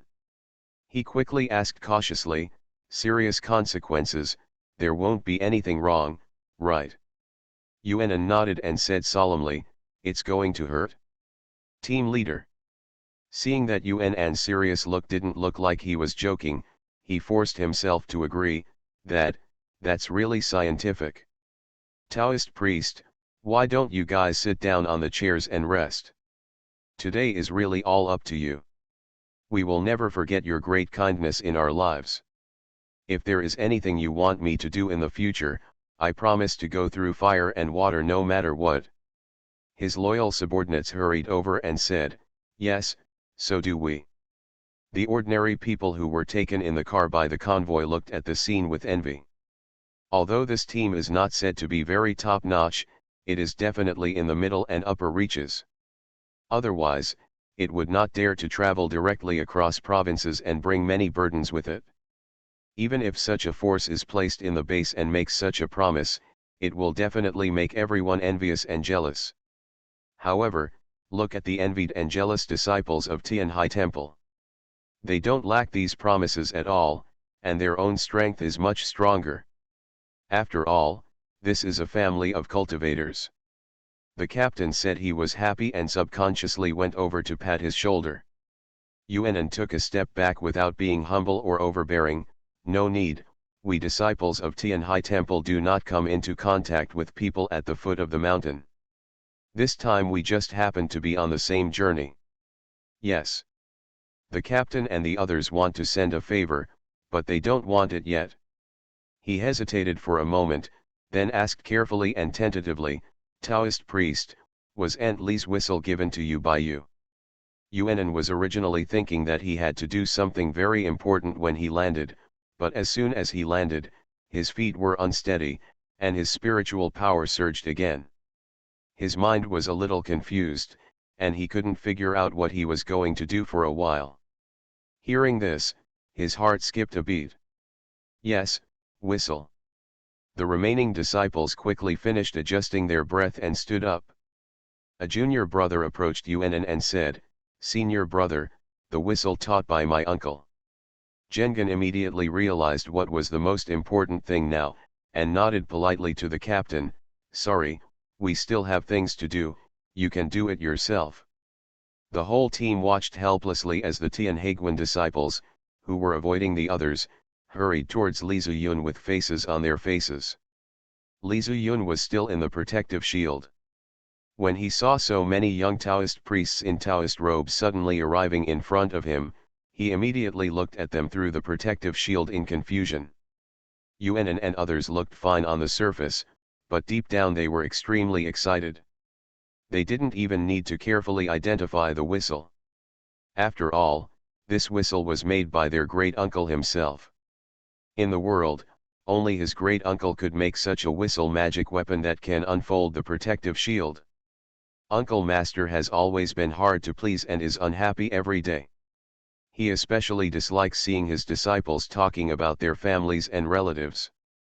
Although he denied it himself, this group of disciples from different generations actually gathered together to discuss quietly, guessing that the master's uncle must also miss his family. If they could help the master's uncle find his relatives, he would be very happy. They didn't stupidly go up and ask directly, "Are you my uncle's family member?" Instead, they saluted first and then asked politely, "May I ask, where did you get your whistle weapon?" Li Ziyun's own brain was still confused.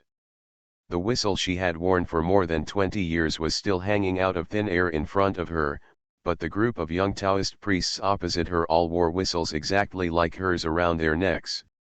She hesitated and then told the truth, "My husband made this with his own hands."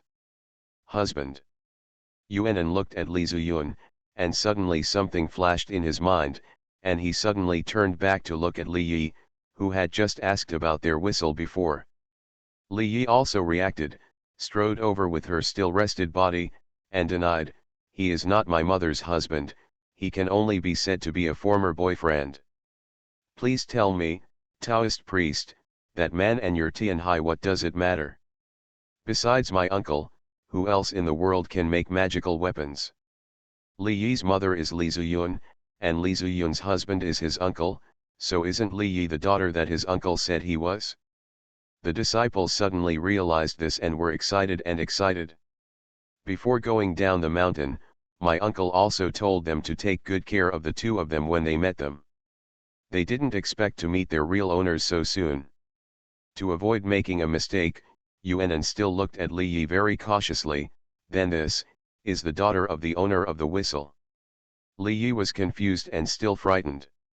She was unwilling to admit her relationship with Ji Chang's.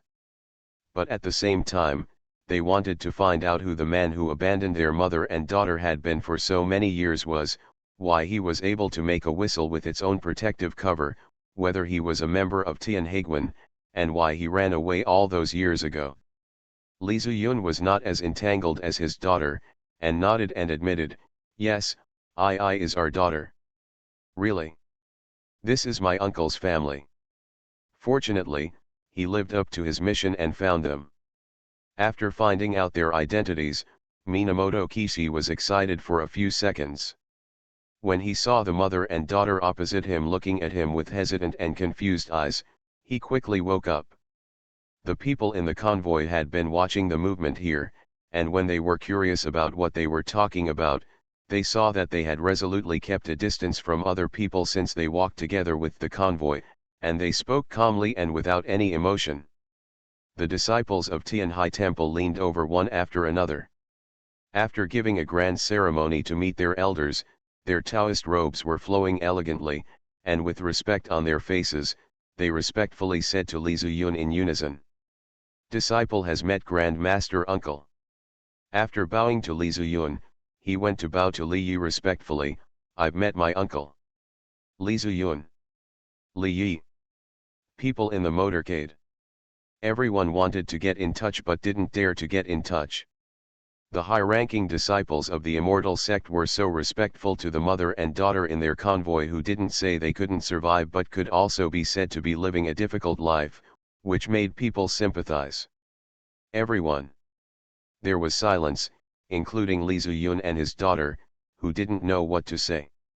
Yuanan and other disciples did not receive a response, and began to feel weak again. Did they get the name wrong? But yes. Master's uncle's wife should be called Taishi's uncle, and his daughter's seniority is indeed Master's uncle. Both men and women in Taoism call senior brothers, junior brothers, masters, uncles, and masters. They would not make such a stupid mistake. The salute posture is what the masters and uncles taught before. Although it is not modern, it is the authentic view of the sky and sea from hundreds of years ago. Standard etiquette for disciples. When the disciples were all uneasy, Yuanan, as the senior brother, raised his head carefully and firmly, "Uncle Grand Master, can the disciples get up now?" Li Ziyun. She was stunned for 3 seconds before she realized that he was talking to her, and she quickly said nervously, "Get up, get up." Li Ziyun was even more confused when he saw these young Taoist priests who looked like they were celestial beings and were clean and rosy getting up quickly. What do you mean by calling me Grand Master Uncle? What is my relationship with you, Nagasawa?" "Look, they're all called by name." They were indeed right. The young disciples praised themselves in their hearts for being great, but they still showed respect on their faces. Back to Grand Master Uncle, Taoist Master Ji Chang's is our great uncle. In terms of seniority, we juniors should call you Grand Master Uncle. Grand Uncle. Li Yi on the side almost immediately remembered that when she came to ask before, these Tianhaiguan disciples had indeed mentioned their great uncle. But in her impression, her biological father was just a liar who cheated money and sex, so she didn't connect the two. But now, these Tianhaiguan disciples actually admitted it themselves. How can it be? According to these disciples, Tianhai Temple is a secluded Taoist temple that never goes down the mountain, and they are cultivators of immortality. Since she can become an immortal, why would she lie to her mother, causing her to have to live alone with her children for more than 20 years at such a young age? Li Ziyun didn't have as many thoughts as his daughter. After all, the original owner was tender to her until he left and vowed to come back to pick her up. At that time, technology was not as advanced as it was later. At that time, it was still very common for people to be unable to contact each other due to accidents. Before her daughter was in junior high school, she had always believed that Ji Chang's would come back to live with them and told Li Yi that her father had not abandoned them and something must have happened. It wasn't until Li Yi gradually became wiser and realized that her father was a scumbag and a liar, and she could no longer listen to her mother saying that her father would come back, that Li Ziyun gradually stopped saying it for the sake of her daughter. And now, she unexpectedly learned from these young Taoist priests who were very capable at first glance that the lover she had been waiting for more than 20 years was actually the great uncle of Tianhai Temple. Did something happen to Nagasawa? He said he would come back to find us back then. Why has there been no news from him for more than 20 years? How could he be your great uncle? Wasn't he still in school? There was a faint expectation in Li Ziyun's eyes, and he asked many questions in one breath, and then carefully waited for the answers from the disciples of Tianhai Temple in front of him. Yuan and other disciples. They don't know either. Uncle Shi never took the initiative to talk about the past. He only mentioned it in passing and said something here and there. He didn't even say a word about why he had a wife and daughter at the foot of the mountain but didn't pick him up the mountain. But if you didn't care, how could you leave the whistle artifact behind and let them take care of it after coming down the mountain? But if you care, why would you refuse to pick people up the mountain in such dangerous circumstances? Seeing Li Ziyun, who they should call Grand Master Uncle in front of him, with eyes filled with anticipation, Yuan hesitated for a few seconds and only picked out what he knew. I was not born more than 20 years ago, so I don't know what happened back then, but I know that more than 20 years ago, my great uncle was backlashed because of his karma, and was bombarded by thunder. It was my great uncle who was there at the time who managed to save him. Later, in order not to get involved with Tianhai Temple, my uncle stayed alone for 10 years and suffered the backlash from the thunder.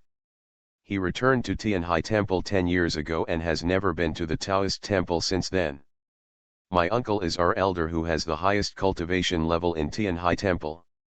Yes, this magic weapon was made by my uncle, and he taught us all the sword techniques. If he didn't come, there must be a reason why he didn't come to see you. His words are like a heavenly book to ordinary people.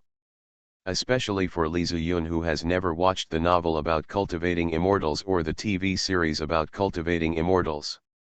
She listened at a loss, only to hear that Ji Chang's had suffered backlash more than 20 years ago.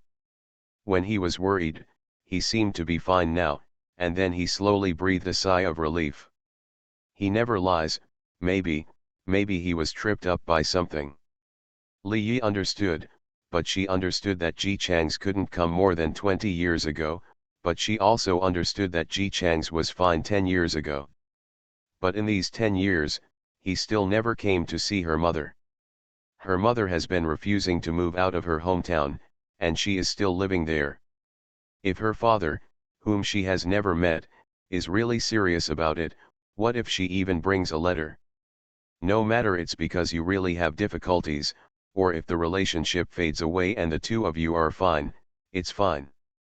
But the master uncle of Tianhai Temple, who should be much more powerful than these disciples, did nothing and just dragged her mother along. Even if he is really an expert in cultivating immortals, what does what he does have to do with his identity? Li Yi's anger grew. Compared to her father being just an ordinary person, the fact that the man was an elder cultivating immortality and Taoism made her feel even more angry. After all, if he is really a cultivator, then for him, even if he can't afford a plane ticket, he can always come and have a word with his mother by walking or flying, right? Yuan and others gradually realized that Li Yi seemed to be angry. The joy in their eyes gradually became uneasy, and they looked carefully at the biological daughter of their uncle. Uncle? What's wrong? Li Yi forced out a smile. It's nothing, I just want to ask a few Taoist priests. Since your great uncle is so powerful, it's okay if he doesn't go to the Taoist temple. But why haven't you given a message to my mother for so many years, woolen cloth? Yuan. Other disciples. What the hell does it feel like for a mistress to be interrogated by a child in the palace? This, I don't know, maybe, it's because it's inconvenient to send letters from the mountain. As soon as Yuan finished speaking, a paper bird fluttered its wings and came to these disciples. It slowly flew to the top of Yuan's head, and Du's standard Mandarin came out. Your bird has arrived, please receive the message. Sender, your great uncle. Everyone knows I'm a good man. Author, Tang Zhongmao. Chapter 295. Ji Changs looked around and found that this was obviously going to court. In addition to the ministers who were pointing at him and scolding him, there were also a bunch of onlookers, and an angry emperor. Presumptuous. The emperor was indeed very angry, which was normal. No emperor would be angry if someone said he was a coward. He threw the inkstone on the table to the ground, and his face was livid with anger. I believe whoever I believe, and it's not your turn to comment. The emperor was angry, and his ministers could not help but kneel down. There was a roar, and the courtiers below knelt down in a row. Ji Changs knelt down obediently, taking the time to look at his memories while observing the faces of the people around him. Almost half of the courtiers would give him an angry look when they found him looking over, while the remaining half lowered their heads in fear and did not look at him. It seems that the original owner is quite vindictive.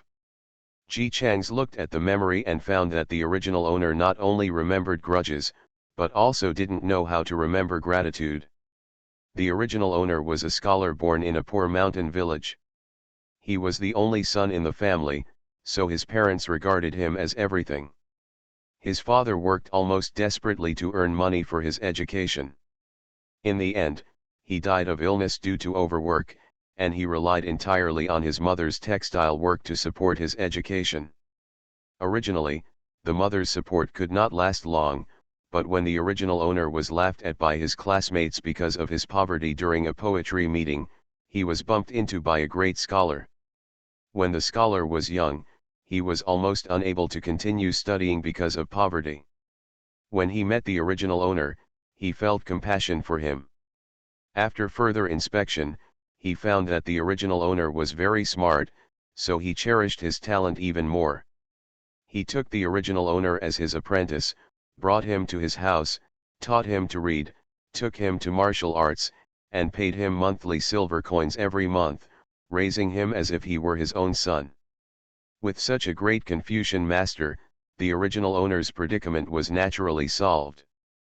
The old mother at home no longer had to work hard day and night spinning, and she no longer had to worry about money. The original owner thrived under Daru's training smoothly. Daru and his wife regarded him as their own son and betrothed their only daughter to him. This is what makes a winner in life. The original owner was an elegant scholar to the outside world. Although his official position was not high, because he had a great Confucian behind him, his colleagues in the officialdom were also very friendly to him. Internally, he was a caring and gentle husband to his wife and a good disciple who respected the great Confucian. It wouldn't be bad if he lived his life like this, but unfortunately, something happened later.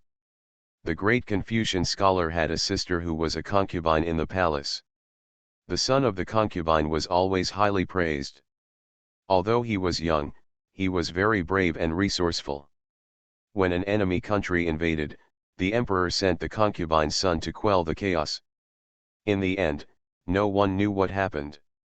The enemy country was defeated, but the son of the imperial concubine did not come back as a hero, but was escorted to Beijing. The most favored prince rebelled. Everyone's first reaction was disbelief. Between emotion and reason, the prince had no reason to rebel. He has a good family background and is good enough himself. There is no prince in the palace who can compare with him, and he is also young. Anyone with a discerning eye will know that the throne will definitely be his in the future. He didn't have to do this. As soon as this incident came out, many old ministers begged the emperor to investigate thoroughly. Even the prince's rivals, the other half-princes, did not believe that he would rebel. But the emperor firmly believed in this. Moreover, it was discovered that the prince's uncle, the great scholar, was also cooperating with the prince in the rebellion. The great scholar was imprisoned. This time it exploded. Perhaps the prince is just a noun to the common people, but as a great scholar, he has an extraordinary status in the minds of many scholars. They believed that such a great scholar would not be able to do such a thing. Just when everyone was interceding for the great scholar and the prince, hoping that the emperor could conduct a thorough investigation, the great scholar was brought to the court. He was also a fierce man. In the court, when he was accused by the emperor of being a rebellious minister, he was killed by a headbutt on the pillar. After his death, the original owner took the treason correspondence between the great Confucian scholar and the emperor and the righteous extermination of relatives. Daru's only direct disciple/husband of his only daughter/ the same father-son existence stepped forward to confirm Daru's guilt. No matter how many people don't believe it, at least in terms of public opinion, when the original owner came forward, the death of the great scholar was confirmed. His wife, who was about to give birth, was anxiously rushing here from her hometown when she heard the bad news that her husband had falsely accused her father. The child was born prematurely. Because it was premature, it was a stillbirth. When he buried it on the spot and rushed back, everything was a foregone conclusion. The great Confucian scholar died and the prince was imprisoned. The emperor was very merciful and said that the crime was not as bad as his family. Since the great scholar had already died to apologize, he would not care about the great scholar's family. So, under the care of the merciful emperor, the great scholar the Confucian family was not confiscated, nor were their wives and daughters implicated. Naturally, both Ji Chang's and the original owner understood that letting the mother and daughter go was not a kindness at all. It was just a self-righteous decision made after the death of the scholar in order to calm the resentment and anger of the scholars. He knew that he was wrong, but the emperor would not admit that he was wrong, so he needed someone like the original owner around him who could always remind everyone that he was right. The original owner rose to prominence step by step and reached the peak of power. It was easy for him to please the mediocre emperor. As long as he scolded his dead master from time to time and stomped on his master's wolfish ambitions, the emperor would naturally be delighted. Relying on this, the original owner successfully rose to a high position, and now he is already a second-rank minister at a young age. Although he was a civil servant, he still held real power, because in most cases, the emperor would listen to what he said.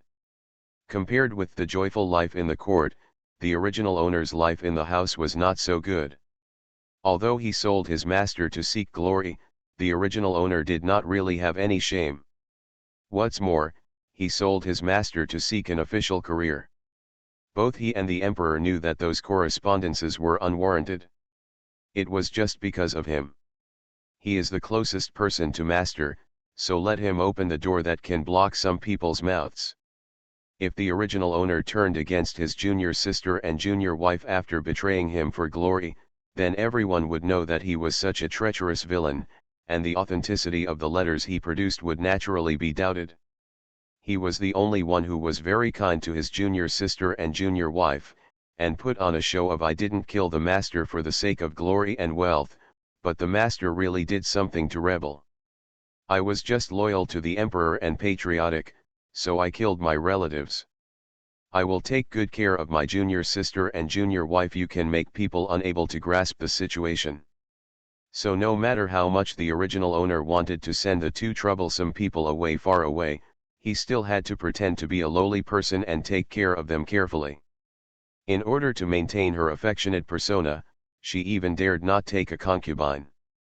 Naturally, his wife and junior sister, who knew her husband/father well, would not forgive him. In his original life, the original owner did almost everything a traitor could do, including excluding dissenters, harming the loyal and good, harming the common people, and helping the emperor do things he wanted to do but would be scolded for. After a series of tricks, the monarch and his ministers succeeded in killing the country. When the country was destroyed and on the run, the original owner thought of his wife in the backyard. He had endured her for so long, and now he no longer had to pretend, so he went into the backyard with a knife and killed his wife. The wife's dowry witnessed the scene and escaped overnight, but was discovered by the original owner. The original owner discovered that the direction of her escape was not outside the city but inside the city.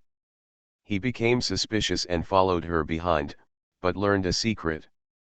The child between them was not stillborn, but after the wife learned that he had framed the great scholar, she was afraid that the original owner, who could even attack his father, who was like a teacher and a father, would not even spare his own daughter. Especially, her biological daughter, who is half of her blood. This child must not be allowed to live with such a father. This was the wife's first thought after giving birth to the child. At that time, my close friend, who happened to be a handkerchief to my wife, was also going to the capital. She came to borrow the help from a female doctor when she had a fetal movement. When the female doctor came back, she regretfully told her that the woman had given birth to a stillborn fetus. The wife immediately thought of a way to exchange the civet cat for the prince, and she sent her cronies. The handkerchief bearer was already on good terms with her and knew her current predicament, so he gritted his teeth and agreed to her. As a result, the two children were exchanged, and the stillborn child was buried properly, but their biological son was handed over to be raised in a handkerchief. The reason why the wife's dowry ran into the city was because she heard that the rebels had surrounded the mansion and wanted to rescue them. She had no other choice but to ask the original owner to save her. After all, she is her biological daughter. Unfortunately, she underestimated the cruelty of the original owner. After knowing that it was just such a secret that he was not interested in at all, the original owner was very disdainful of the girl who kept crying for her dowry. If it was a son, maybe he would save him because of his own blood. But a daughter? When he escapes, he can have as many children as he wants. After saying such words, he was killed by the angry dowry. The original owner was skilled in martial arts, but died at the hands of a dowry. It wasn't that the other party was very skilled in martial arts, it was just that he never thought that such a humble servant who begged for him would have the courage to kill him. This is the ending of the original owner.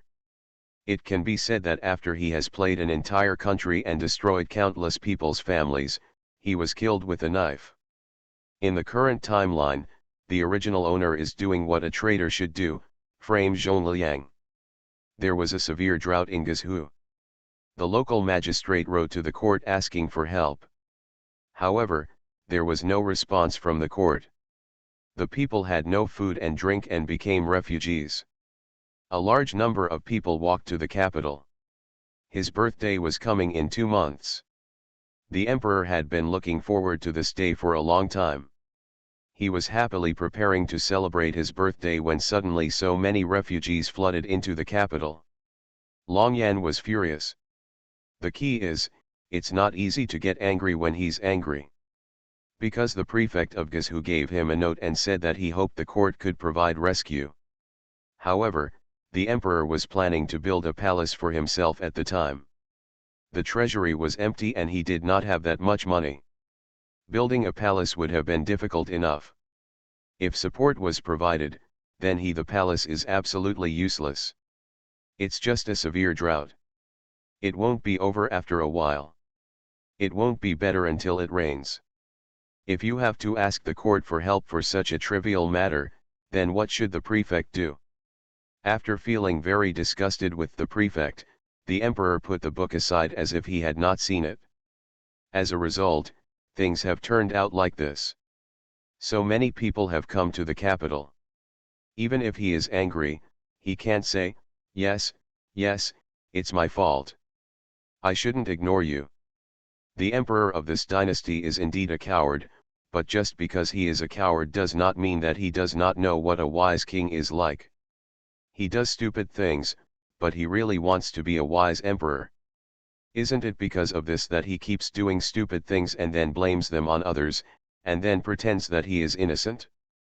When the victims of the disaster came to the capital this time and needed someone to take the blame, the emperor who caused the trouble naturally didn't want to take the blame himself. Therefore, as the most powerful henchman around the emperor, the original owner immediately said that the Gizhu magistrate could not handle this matter, and that he should ask the court for help due to the severe drought. He did not make any move, and could not control this group of refugees, causing the people to live in dire straits. The magistrate should be removed. Condemn. The emperor immediately expressed his affirmation. But the monarch and his ministers wanted to confuse the truth with the false, and many ministers in the court were not blind. Counting the days, during the severe drought, the prefect did indeed submit a letter to the court, and he did so urgently, sending 3 letters in a row. They didn't believe it when they said they weren't here to ask for help. In this case, do you insist on questioning the prefect? What's more, the magistrate of Gizhu has achieved many great achievements and is famous for loving the people like a son. Do you think that such a person would waste the lives of the people? They don't believe it anyway. Various arguments began in the court, and the minister who just pointed at Ji Chang's and scolded him believed in the Gizhu magistrate. Everyone knows that the emperor is blaming the emperor, but they cannot scold the emperor. So, can't we just scold the treacherous officials who colluded with the emperor? The emperor standing above him knelt down on the ground. After all, he still wanted to be known as a wise king. It was not appropriate to directly kill the person who was the prefect of Gizhu. So he took a deep breath and suppressed his anger and said, "This matter is the fault of the magistrate of Gizhu. There is no need to argue any more." As soon as these words came out, the ministers who had been kneeling quietly became anxious again. His Majesty. Your Majesty, you can't. The magistrate of Gizhu has a good reputation outside the country. If your Majesty punishes his crimes indiscriminately, what will the world think? His Majesty. The emperor's face became more and more ugly. If he didn't want a good reputation, he would have wanted to kill each of the people below who were talking to other ministers. Just as everyone was speaking out, a disobedient mocking voice sounded. Due to the failure of the Gizhu magistrate, so many people have been displaced and left their homes. If you don't think about how to resettle these people, why don't you distinguish right from wrong for him first? The ministers who were trying to speak for the magistrate of Gizhu and try to persuade the emperor to change his mind turned green. If they were angry and impatient with the emperor sitting above them and only hated the monarch for being unreliable, then they looked down upon Ji Chang's and most of the upright ministers. Sellers seek glory. Traitor. Symptoms. Villain. Scumbag. These words are an understatement when it comes to Ji Chang's.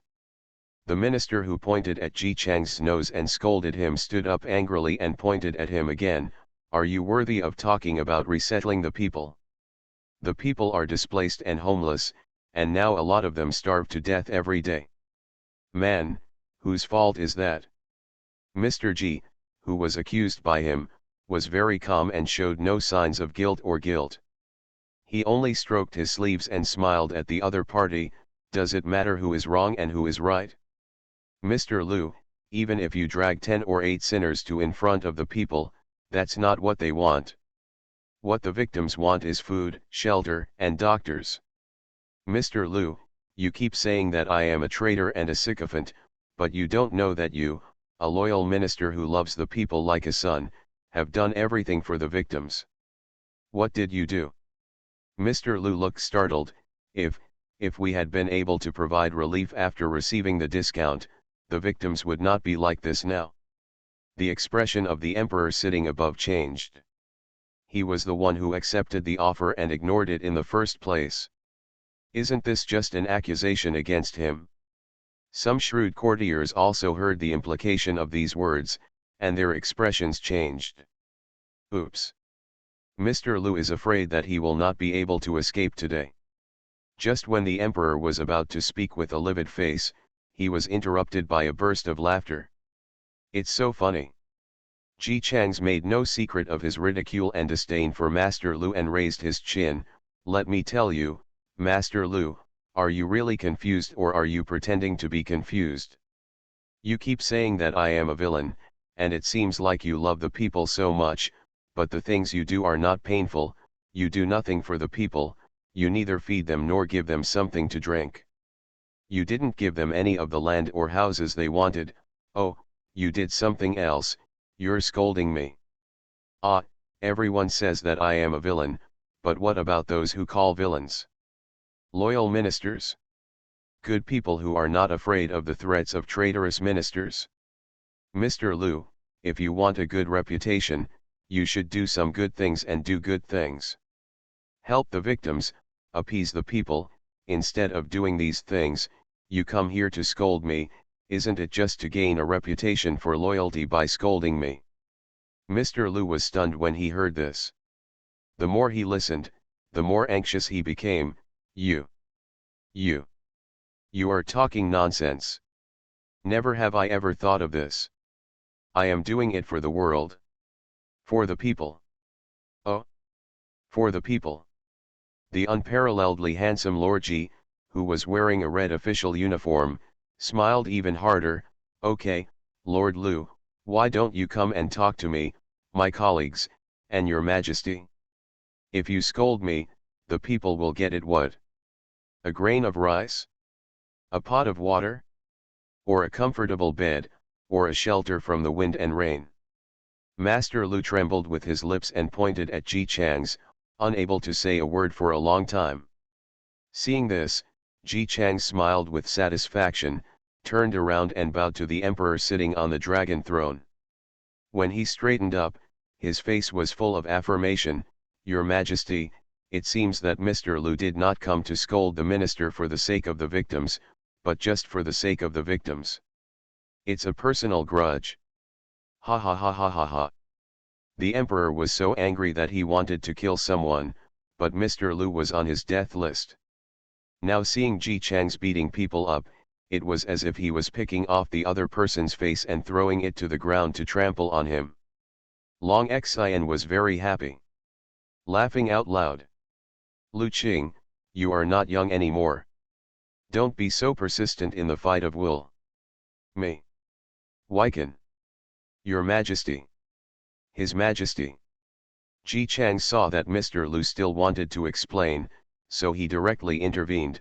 In the opinion of the humble minister, since Mr. Lu cares about the people so much and is worried about the victims, it is better to assign the disaster relief work to Mr. Lu. I believe Mr. Lu loves the people as much as his son, so he will definitely carry out disaster relief work and comfort the victims outside the capital. As soon as these words came out, the other ministers who were originally thinking of speaking for Mr. Lu paused. Although disaster relief is a hard job, hard and thankless, if Mr. Lu had done it, such things as sucking the blood of the victims would definitely not have happened. Ji Chang's suggestion was definitely to make Mr. Lu suffer, but perhaps for Mr. Lu who wanted to do practical things for the people, going to disaster relief might be what he wanted. They hesitated, wondering whether they should speak out. After all, judging from the previous situation, if Mr. Liu hadn't gone, His Majesty would definitely have sent someone he trusted. But 99% of the people your Majesty trusts are sycophants. If those people go, let alone disaster relief, it would be nice not to shed another layer of skin on those victims. Master Liu also understood this. He was originally full of anger, but after hearing these words, all his anger was gone. He clenched his fists nervously, for fear that the emperor would not agree. The emperor indeed planned to send someone he trusted. But disaster relief is a hard job, and this guy can't keep his mouth shut, so he might as well endure the hardships. In that case, let Lu Qing go. As soon as these words came out, Ji Chang's could even hear the sounds of relief from many people around him, which showed how badly they were tortured by the emperor on weekdays. The Guizhou magistrate concealed the truth and failed to report it, which caused the victims to flock to the capital. For such a serious crime, please think about it, dear sirs, how should I convict that guy? Why should we still be convicted? Some ministers were extremely tired. They no longer planned to care about the fact that the emperor withheld the discount and ignored it, but could the emperor continue to blame others? The magistrate of Guizhou is a man of justice and straightforwardness, an official who is honest and loves the people. The people under his rule have always been very peaceful. It would be too unfair for such a good official to be punished without any explanation. The emperor did not intend to kill the person directly. After all, he had a good reputation. If he killed him like this, he would be worried about his reputation. I thought that when he was an official in the past, he could be regarded as loyal and caring for the people. Even if he ransacked his house and executed him, he was still a good official after all. This time, before they could speak, Ji Chang spoke first. Your Majesty, you are too kind to the magistrate of Guizhou. His crime is so serious that if you just simply ask questions, you would be too sorry for the people who were harmed by him. Wei Chen suggested that it is better to tie the magistrate of Guizhou to Guizhou. On the execution ground of the state, the people who had been harmed by him were allowed to insult him and throw away debris. After 10 days, if he died, it would mean that the people did not want him to live. If he lived, your Majesty would pardon him.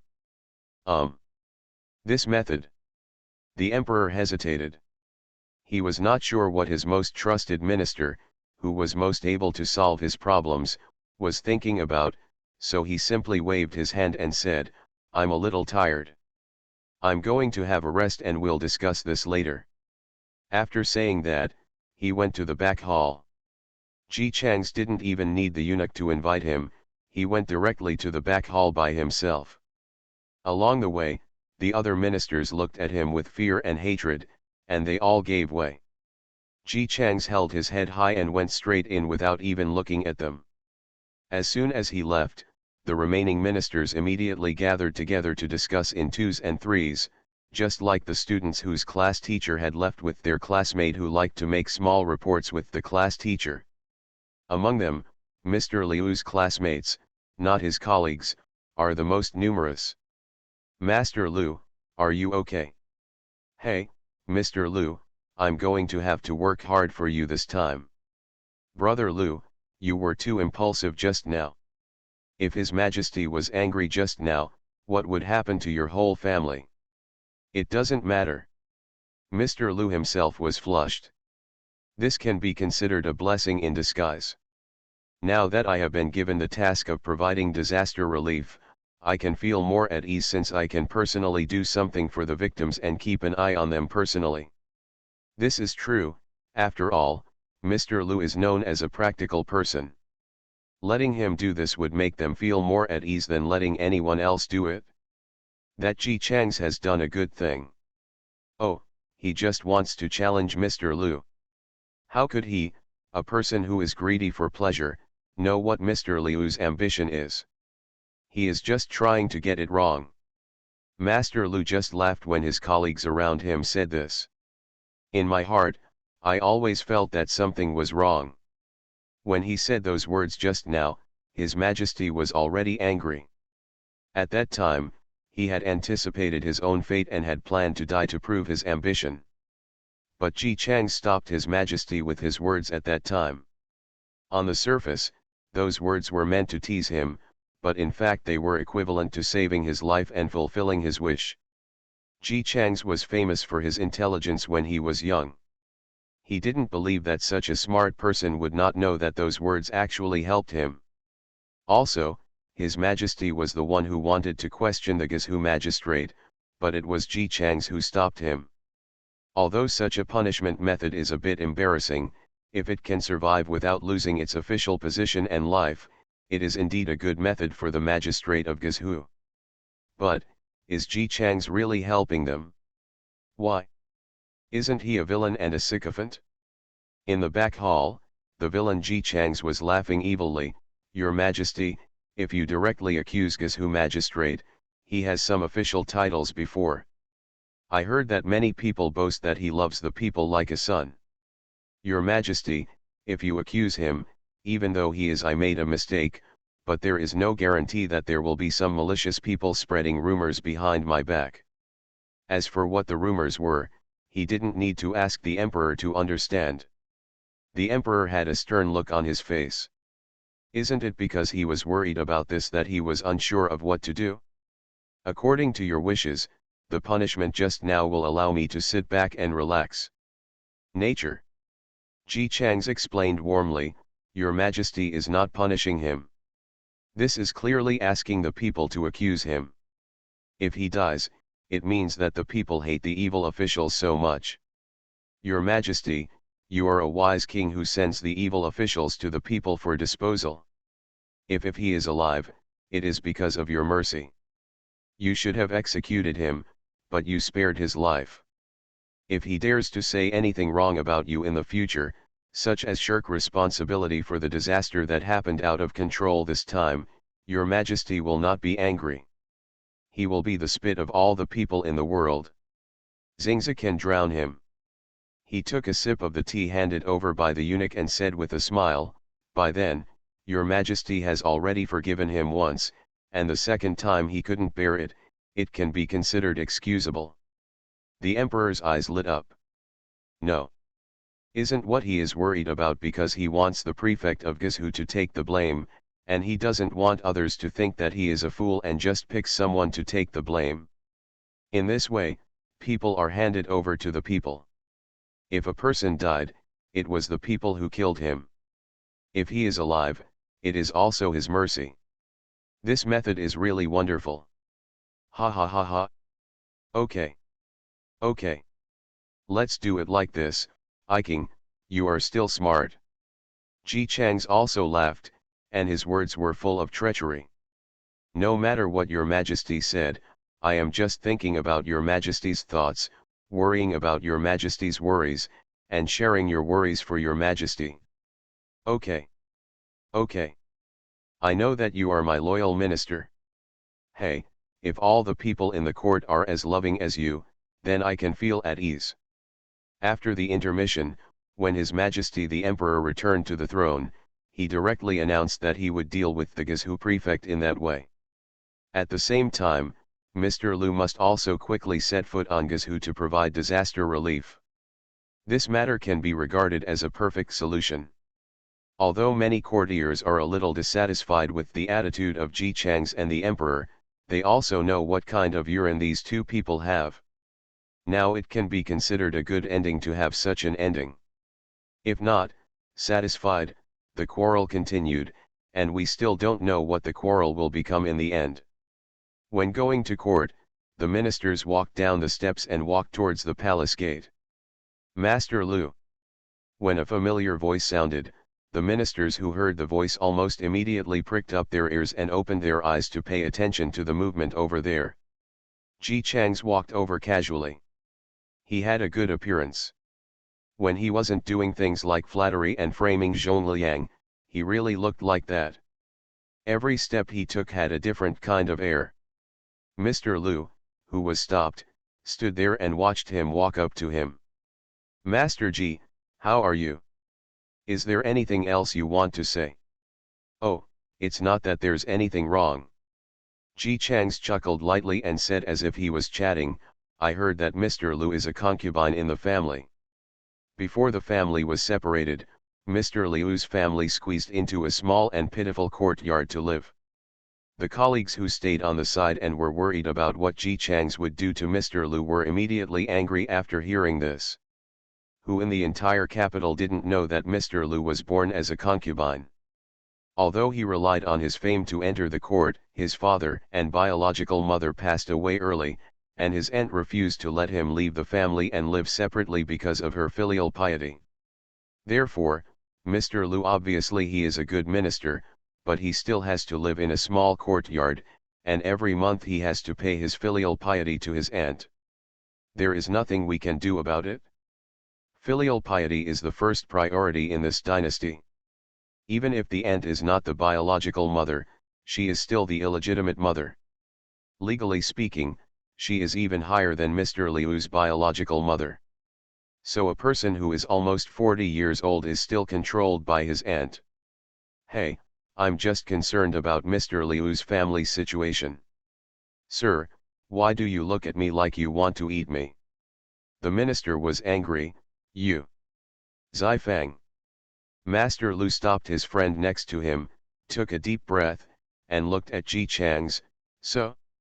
What does Master Ji want to say? It's nothing. I just saw Mr. Liu pointing at my nose and scolding me today, which reminded me of some past events. Following the past, I thought that Mr. Liu lived in that small courtyard 20 years ago. I didn't expect that 20 years ago. Years later, they all married and had children, but they still lived there. I just don't know if there will be any trouble in your mansion when Mr. Liu goes to Guizhou. Mr. Liu immediately clenched his fists and glared at Ji Chang's. Ji Chang's. Ji Chang sneered, took a step forward, and looked at each other. So now we call him by his first name, right? Liu Shenjun. The two men were confronting each other, and the atmosphere was tense. They looked like they were about to start a fight.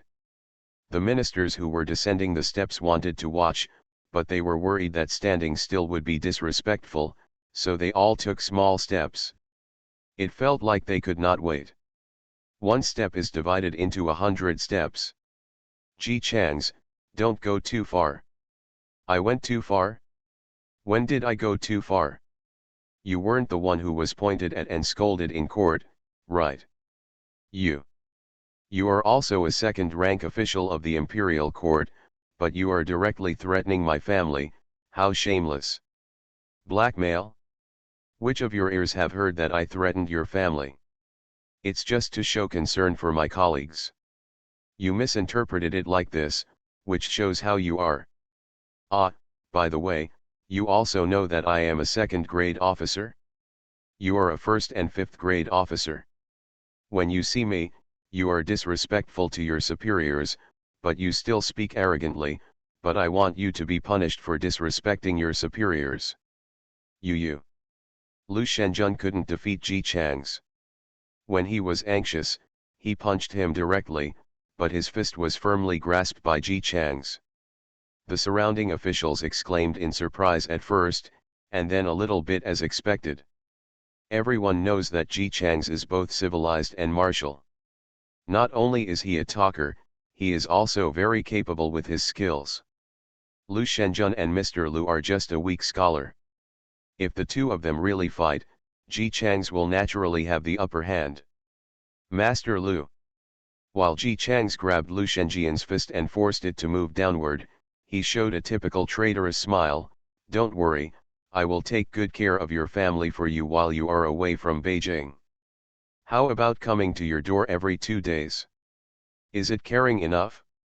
Speaking of which, I heard that the old lady of the Liu family is kind, and she must also like me as a junior, right? However, it is better to be cautious when persuading Mr. Liu, otherwise if there is any dispute with me, the old lady will help me, and there is nothing you can do about it, Mr. Liu. This is a threat. This must be a threat. What about coming to your door every 2 days and taking good care of your family? Doesn't the translation mean, if you leave, I will scare your family members and do whatever they want. It seems like something Ji Chang's can do. After all, just because a petty official accidentally stepped on him on the way to court, he just casually accused the petty officer and sent him away from afar. Lu Shenjun pointed at his nose in the court and cursed such a person who was determined to retaliate. It was strange that he could endure it. There was silence all around. Some people wanted to speak uprightly, but they were pulled back by their fellow travelers and whispered, "He is very powerful now, so don't try to push yourself. If someone is careful and fails to save him, he will help him get in." In the silence, everyone watched Lu Shenjun tremble all over, with anger on his face, and slowly put his fist back into his sleeve. Yes. That's how it should be. That's all if it's just him. Lu Shenjun still had a wife and children. Faced with such a threat, he could only endure it. When the fawning minister Ji Chang saw Lu Shenjun surrendering, he showed a satisfied look on his face, smiled and clapped his hands. "Don't worry, Mr. Lu, I will keep my promise, come to your door every 2 days, and take good care of your family." Lu Shenjun seemed to be angry but dared not speak, and turned away with a livid face. His friend immediately followed. "Brother Lu, wait for me." After bullying other courtiers, the traitorous minister Ji was in a good mood. He did not leave, but just stood on the steps and looked at the sun in the sky. After a while, a little eunuch trotted over. "Master Ji, your majesty knows that you have a conflict with Master Lu, so he sent me to ask the servant, but what's the matter?" Ji Chang's looked at the sun on the horizon. "Excuse me, my father-in-law, please inform your majesty that Wei Chen is fine. It's just that Mr. Lu scolded Wei Chen before, and Wei Chen felt angry, so he asked him to argue with him for a few words." The little eunuch quickly agreed, turned around and trotted back. As a result, the surrounding ministers all knew that His Majesty already knew what happened today. He was still on Ji Chang's side as always. Yes, after all, Mr. Lu cursed so much in the court before, not only Ji Chang's, but also your majesty. Ji Chang's vented his anger on Mr. Lu, and he was afraid that His Majesty also took part in it. They sighed and turned away with deep worries about the country. On the other side, Lu Shenjun remained silent all the way. Seeing that he was in a bad mood, his friends beside him didn't know how to comfort him, so they could only send him to the door of the house, and then said a few words. "That Ji Chang's is so arrogant and domineering. He threatened him in front of so many colleagues. Brother Lu, don't be angry. Such a villain will definitely be punished by God. He is too arrogant." Lu Shenjun stood there blankly and suddenly said, "It wasn't like that before." "Huh? Brother Lu? What did you say?" Lu Shenjun came to his senses and smiled quickly. "It's nothing, Zifang. Thank you very much for today. You should go back home quickly. You and I are friends. We should help each other. What's there to thank you for? Brother Lu, if you don't worry about your family, just leave it to me. As long as I have my beard, Ji Chang's won't dare to do anything more." Beard Fang has the confidence to say this. After all, his biological grandfather is a great scholar that even His Majesty must respect. If Ji Chang's dares to touch him, His Majesty will never support him. Looking at the confident bearded Fang, Lu Shenjun smiled and said, "Okay Zifang, go back quickly. I am also tired today and need to rest early." Watching Hu Zifang leave, Lu Shenjun turned around and entered the house. He was relieved when he walked all the way to the small courtyard where their family lived. When his wife, who was making clothes in the yard under the sun, saw him coming back, she smiled and put down her clothes to greet him. "Master is back, are you hungry? I'll ask someone to buy some food outside." After seeing his wife, Lu Shenjun regained some of his thoughts. He asked his wife, "Do you still remember Ji Chang's?" Mrs. Lu smiled and looked at him in confusion. "You're so good, Why are you talking about him? Don't you always look down on him? But what did he do? Lu Shenjun opened his mouth, wanted to say something but then swallowed it, saying, "That's not true. I just remembered that he and I were also good friends." This last sentence is a bit self-deprecating. Mrs. Lu was silent. After a while, he smiled and said, "Presumably, it was because of Mr. Li that he became friends with the master that day. Such a villain, if Mr. Li didn't value the master, he would not be pretending. Mr. Li is the great scholar and Ji Chang's master. At the beginning, Mr. Li valued Lu Shenjian's talent and often invited him to the mansion to teach him a lot. At that time, Ji Chang's lived in the mansion and was considered the son-in-law of Mr. Li. The two young men were similar in age and both were smart. They hit it off and became a couple. Friends. Mrs. Lu, who was Miss Li's handkerchief at the time, often went to the Li mansion to look for Miss Li. By accident, she met Lu Shenjun, and a marriage began. As a result, the two became husband and wife. At that time, it was said that the two families were well connected, but who would have expected that a huge change would end up like this? Lu Shenjun asked Mrs. Lu, "Have you ever visited Miss Li? How was it? Did Ji Chang's treat her harshly?" Miss Li has been staying at home since that incident. She has not seen anyone in the entire capital except Mrs. Lu who she can see. It's still the same, lifeless. Speaking of her friend, Mrs. Lu became even more angry, "That damn Ji Chang's, he only pretends to take good care of Sissy all day long. When I went to his house, I heard some servants gossiping about Ji Chang's. They are so kind to Sissy, but Sissy still doesn't appreciate it. It makes me want to tear their mouths off. They don't know anything, they just see Ji Chang's pretending. Why do they say that?" Lu Shenjun saw that she was so angry that she was rubbing her clothes to pieces, so he quickly comforted her, okay, don't be angry. It's not like you don't know. Not everyone in the world is like this. Just look at the appearance. They think they know everything, whether there is a hidden secret, but they have never thought about it." As he was talking, he suddenly paused and murmured, "Hidden secret? Hidden secret?" Mrs. Lu was still angry, but when she saw him like this, she didn't care about being angry anymore. Husband. Ah, oh, it's nothing. I thought of some things at court." Lu Shenjun was brought back to his senses by her shouting, and he gave her a comforting smile, "I'm going back to the study first, and you'll call me after dinner." "Okay, go ahead." Mrs. Lu watched her husband enter the study and looked at his hands that had been hidden in his sleeves with some confusion. "Is it that cold today? It seems like I should prepare a hand stove for my husband tomorrow." After Lu Shenjun entered the study, he immediately closed the door. After checking the entire room to make sure no one was there, he sat down with confidence and opened his clenched fists. There was a piece of paper hidden inside, crumpled from being held tightly. He quickly unfolded the note slowly and saw a line of words written on it in a familiar handwriting. "Tomorrow, at noon, the jade pendant will be there." Lu Shenjun stared at these words for a long time, then bent down and took out a wooden box from the cabinet.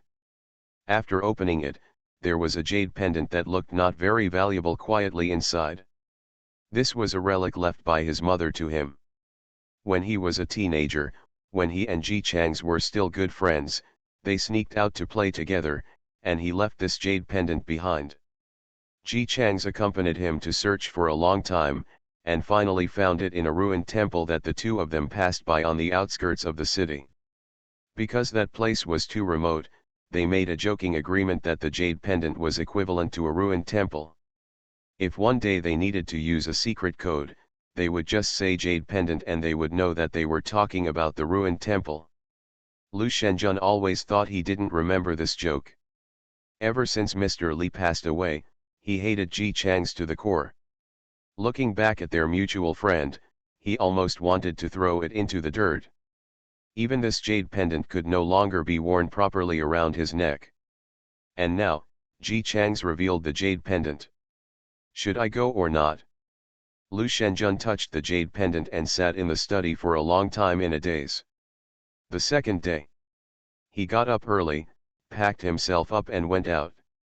At noon, he walked to the entrance of the ruined temple. A handsome man came out. When he saw him, he smiled happily. I thought you wouldn't come. But you're late again. Why can't you change this problem? In an instant, this scene overlapped with that of more than 10 years ago. The energetic young man stood somewhere and complained to him, you are late again. When did you change this bad habit? You are late every time. At this time, he would say, sorry, I was wrong. Lu Shenjian's eyes were red and he gave the same answer as before. I was wrong, I'll do it again next time. You are listening to novels at Bless Up channel. Wish you happiness and luck. Please subscribe to receive new novels. How do you feel about this novel? Please like and leave a comment. Everyone knows I'm a good man. Author, Tang Zhongmao. Chapter 296. In the past few days, Ji Chang's has been taking care of his family, writing articles and waiting for the newspaper's senior brother to come to his door. Ji's father and Ji's mother saw that their eldest son, who was once arrogant and did not listen to his parents, became much calmer after experiencing this incident. Although the family was in a downturn, Nagasawa was much more sensible than before. Not only did he know how to be filial to his parents, he also knew how to be considerate of his wife and do dirty work. Chiao Yuan Huan was not allowed to do any work, and even personally served the two elders with decoctions. They thought to themselves that this was a blessing in disguise. Although the family is not as good as before, after experiencing this disaster, the relationship between the family is much better than before. Ji's mother was full of satisfaction, but Ji's father was a little worried. Although Nagasawa is much more sensible than before, he has been pampered since he was brought up, and he still can't stand alone. Didn't Nagasawa just know how to deal with it before seeing the person coming from Mr. Ji? It was also his luck that he drove people away accidentally. But he was lucky this time. What about next time?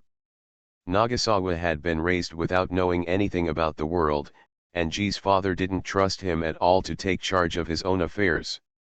Because of this worry, he has been much more active in taking medicine during this period than before. Although he still has no strength, he still works hard to sit up and move his hands and feet. With motivation, he feels better faster than before, and he actually feels better. Let him slowly become more energetic. When Ji Chang's senior brother who worked in the newspaper came back to the city and got the news, he was full of sadness and worry. He imagined the teacher lingering on the hospital bed, coughing and dying. Unexpectedly, when he was led to Ji's father's room, what he saw was he was sitting on the edge of the bed with a serious look on his face, holding two bricks up and down in his hands. Looking at Father Ji's face, although it can't be said to be rosy and good-looking, it definitely can't be called sick. The sadness and worry in his heart suddenly choked him. Teacher. When Ji's father heard this uncertain call, he turned around and looked at the door. When he saw it was his student, he smiled. Why are you here? From the looks of it, you just came back from doing something, right? Seeing that Ji's father was talking and laughing as usual, with no trace of sadness or anger in his expression, he felt relieved, sat on the bedside and said, let me see you. This student's name is Lu Qingru. He is one of Ji's father's students who is less engaged in literary career. Because he lives in the same city as Ji's father, he comes to Ji's house the most. Before he joined the newspaper office, Ji's father helped him find someone to entrust him. Relationship. Now that he has a high status in the newspaper office, didn't he rush here as soon as he heard that something happened to the teacher? Unlike the worried students, Ji's father was still there.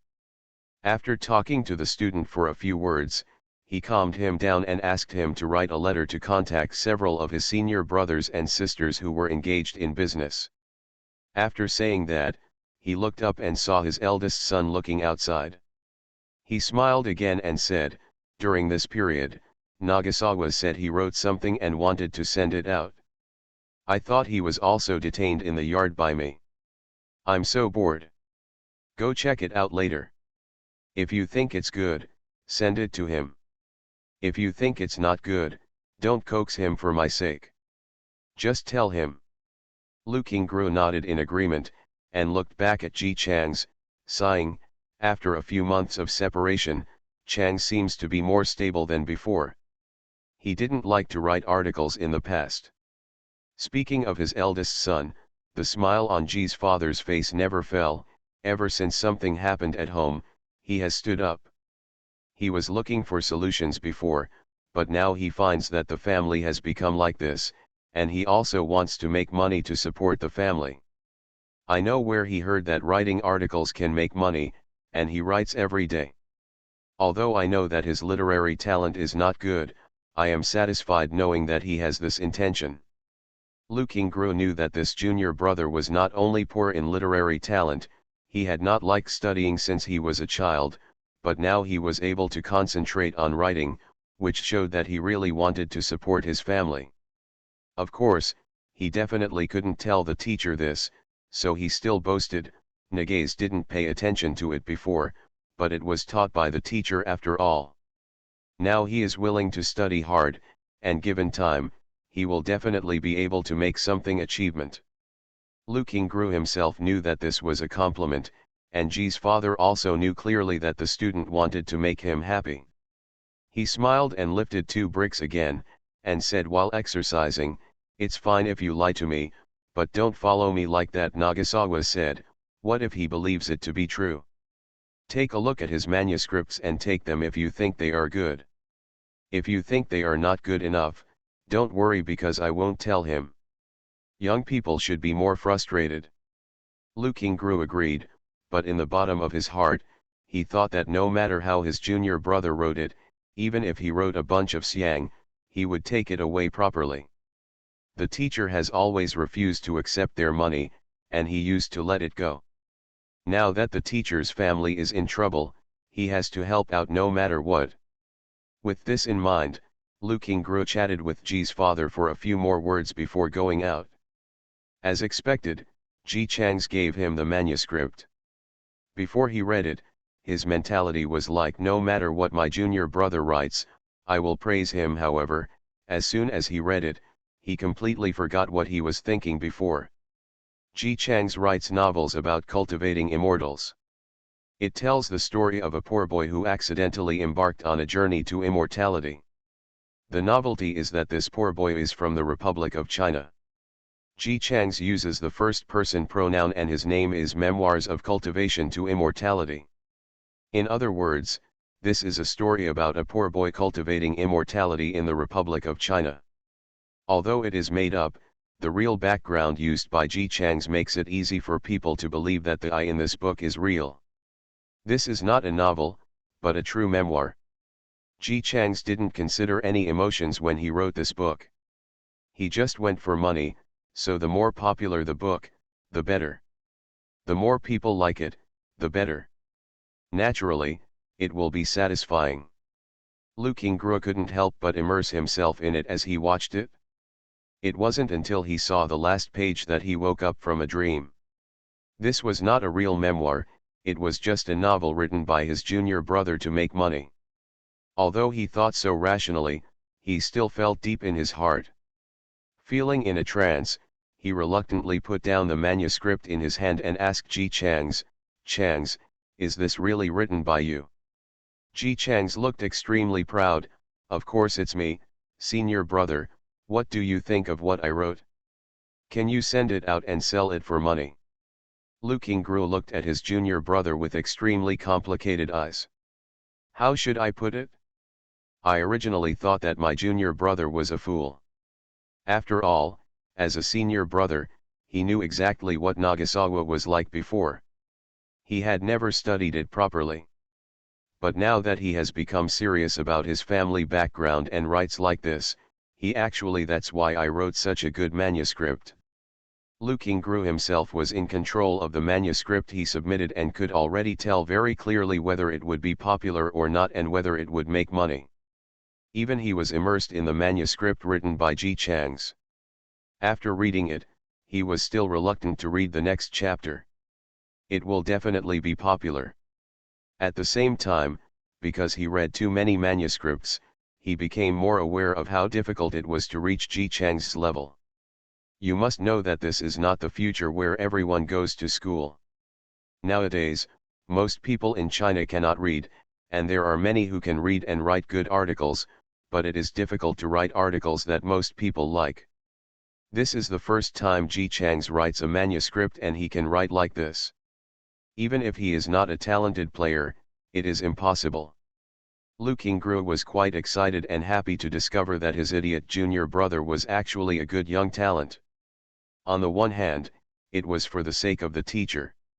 He knew very well how profitable the novel could be if it was written well. Now that Ji Chang's writing is so good, the teacher's family is in financial crisis. But won't it be lifted? On the other hand, it is also for himself. If the novel written by Nagasawa becomes popular, their newspaper will naturally follow the sales increase, and he, the person who discovered Nagasawa, will naturally have a higher status in the newspaper. The more he thought about it, the more excited he became. Lu Qingru carefully put away the manuscript and asked Ji Chang's, what pen name will you use to publish it? Have you thought about it?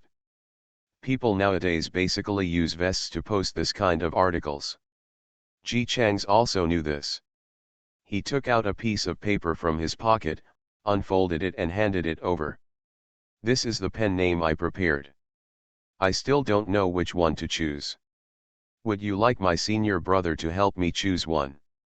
Lu Qingru looked at the piece of paper in front of him with at least 100 names written on it. You are quite well prepared. Ji Chang's waved his hand. I plan to use all these pen names. Lu Qingru. He looked at the 100 or so names in his hand and almost threw the paper on the ground without shaking his hands. Are you going to use them all? So many. Ji Chang's also had a reason. It's a mess now. He only uses one pen name and can easily become a target. He might as well get more and write different things. If any pen name offends someone, he can just abandon the account and run away. As the saying goes, if you want to be successful in the world, you must have a vest. This is Ji Chang's. He has a quick brain and a quick hand. He can write about people of all ages. He can withstand a little more armor. Lu Qingru was stunned after hearing his junior brother's great idea. Is this a little more? Most people only have 7 or 8 pen names at most, but he has about 100. However, at this moment, Lu Qingru was not very familiar with Ji Chang's hand speed. He only thought that his junior brother had never been exposed to manuscript writing before, which was why he was so whimsical. He thought that in the future, when his junior brother writes more, he would naturally know that writing books is not easy. He should be cautious when opening a new vest and keep his head down. I chose a relatable name. How is Shen's? Needless to say, Shen and Lu Qingru thought that before, their junior brother only knew how to play around, but now that something happened at home, he started to work hard, hoping that he could always maintain such good qualities. Ji Chang's liked all of the 100 or so names he had, and nodded after hearing this, then just listen to senior brother and use Shen's. After talking for a while, the excitement in Lu Qingru's heart has not calmed down. Of course, it cannot be ruled out that most of the excitement was caused by entering the protagonist while reading the manuscript. He couldn't help it and went back to Ji's father's room. He couldn't hide his excitement and praised Ji Chang's in front of Ji's father. Teacher, you don't know, my junior brother is really talented. The manuscripts he wrote are really beautiful. I think he can be popular. He will definitely be popular. Before, you said that my junior brother didn't have any literary talent if he didn't study hard. Now it seems that his talent is clearly in writing novels. In short, it was blowing in the east and west. What impressed Lu Qingru was that no matter how he played, Ji's father always looked calm, without even a hint of surprise on his face. He immediately fell into thinking. Could it be that the teacher already knew what the junior brother was capable of? Otherwise, how could he have such an unsurprised expression? No wonder, he said that with such ability as the teacher, how could he possibly teach his junior brother to become a playboy? As expected of a teacher. And just as he was thinking this, Ji's father sighed in his heart. This kid told him not to open the back door for Nagasawa just for his sake, but Lu Qingru not only opened it, but also boasted about Nagasawa in various ways to reassure him, as a teacher, to reassure him. Hey, so what if he praises Nagasawa to heaven? He knows his son Amoruofu, doesn't he still know what Nagasawa is capable of? Lu Qingru over there thought it through.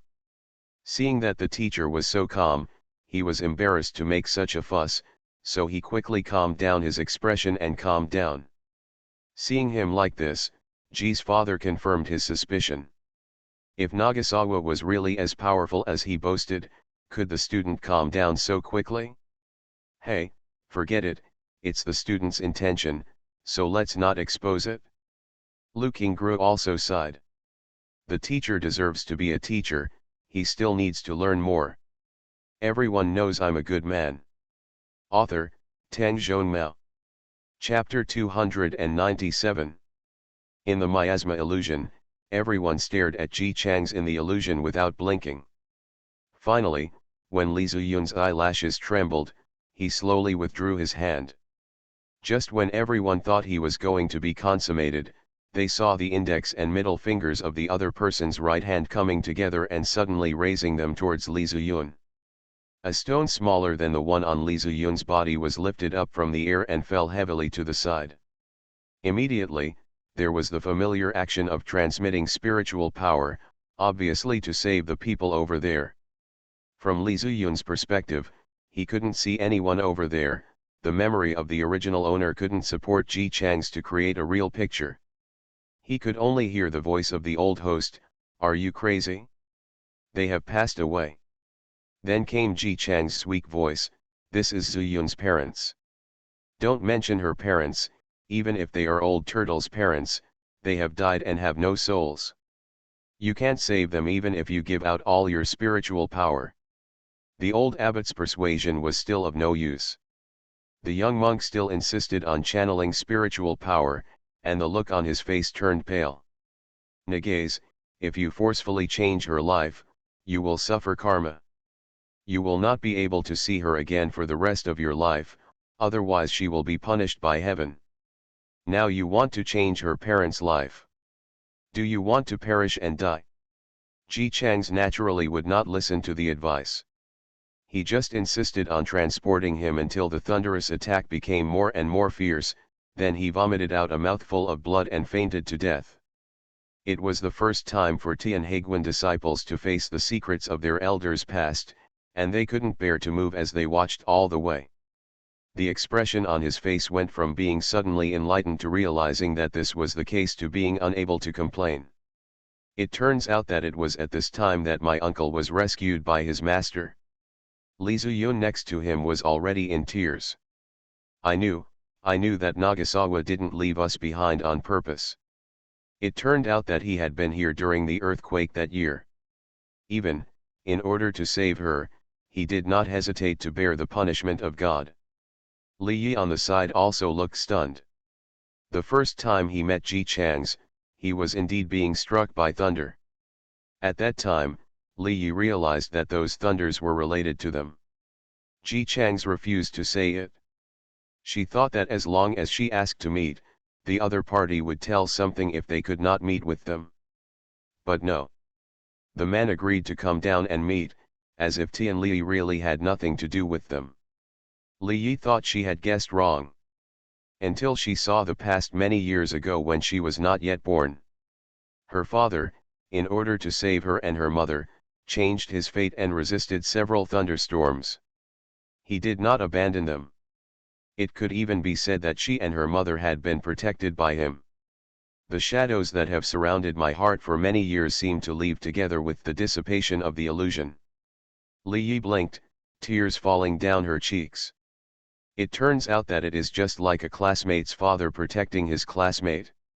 Her father has also been protecting her. The illusion belonging to Li Ziyun completely faded away, and a new picture was quickly reorganized. Ji Chang's did not lie to these young disciples of Tianhai Temple. This protective shield would indeed be an illusion made of miasma, and the content of the illusion would be the most impressive memory in the hearts of those who are inside it, but it has been covered up by time. It's just that this editing master dubbing master put the video he edited and produced at the top. Even if Yuan and the others had used the protective shield before meeting Li Ziyun, Ji Chang's, the only pure cultivator in the entire apocalypse, would have done whatever he said. At this moment, when the first opening editing masterpiece comes to an end, the real fantasy of memories will naturally emerge. A child was running down the street with his bare butt and buttocks naked, and a young mother was chasing after him quickly. The mother's frantic voice could still be heard vaguely, "Put on your pants." The child swung his buttocks and ran happily, looking very proud, "I won't wear it, I won't wear it, I won't wear it." The people who were still immersed in a fairy tale sadomasochism drama were attracted by the new comedy theater and burst into laughter. Whose memory is this? Ha ha ha ha ha ha. Looking at the surrounding scenes, they look like they were set up more than 10 years ago. It must be someone's childhood memory, right? The captain on the side. He shifted his gaze guiltily, with so many people, who knows who it is? Maybe the person involved doesn't even remember it. He's just a kid, and there's nothing interesting to see.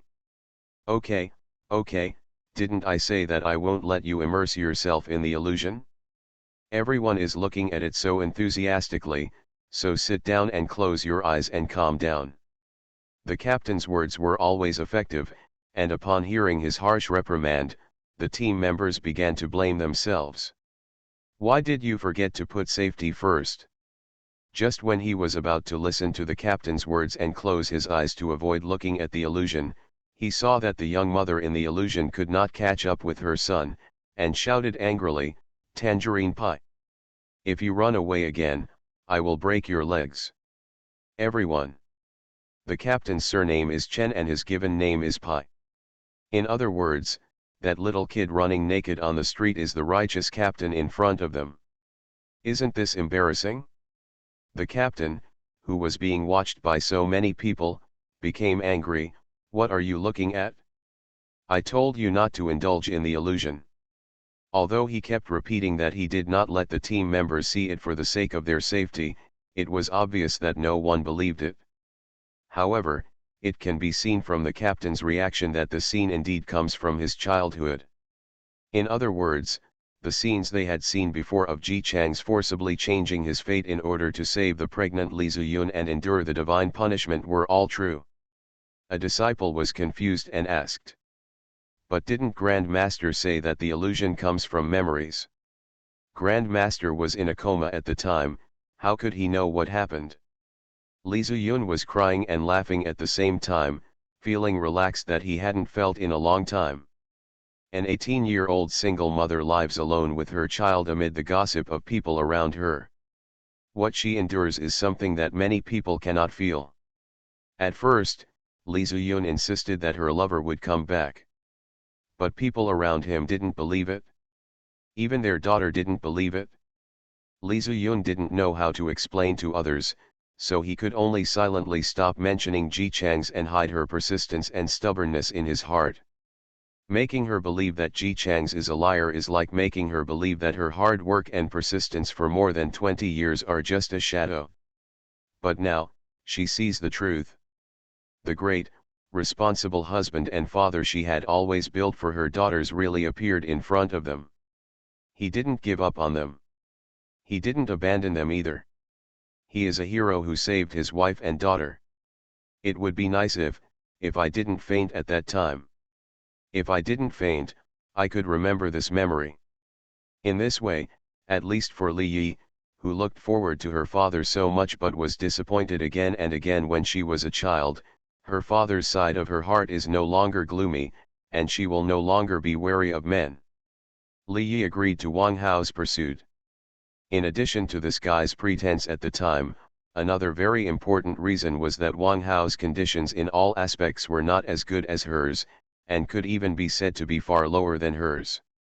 Compared with those suitors who were handsome, well-educated, Wang Hao was far inferior to himself, which made Li Yi feel safe. After learning what her mother had gone through, she didn't even know it. Subconsciously, she was very repulsive to suitors who were as good as herself or who were superior to her. She had always felt that her spouse should be much weaker than herself. Even if the relationship fails and the other person disappears without a trace like her father, she can live a good life and have no impact on the future at all, so Li Yi will consider slowly getting in touch with him.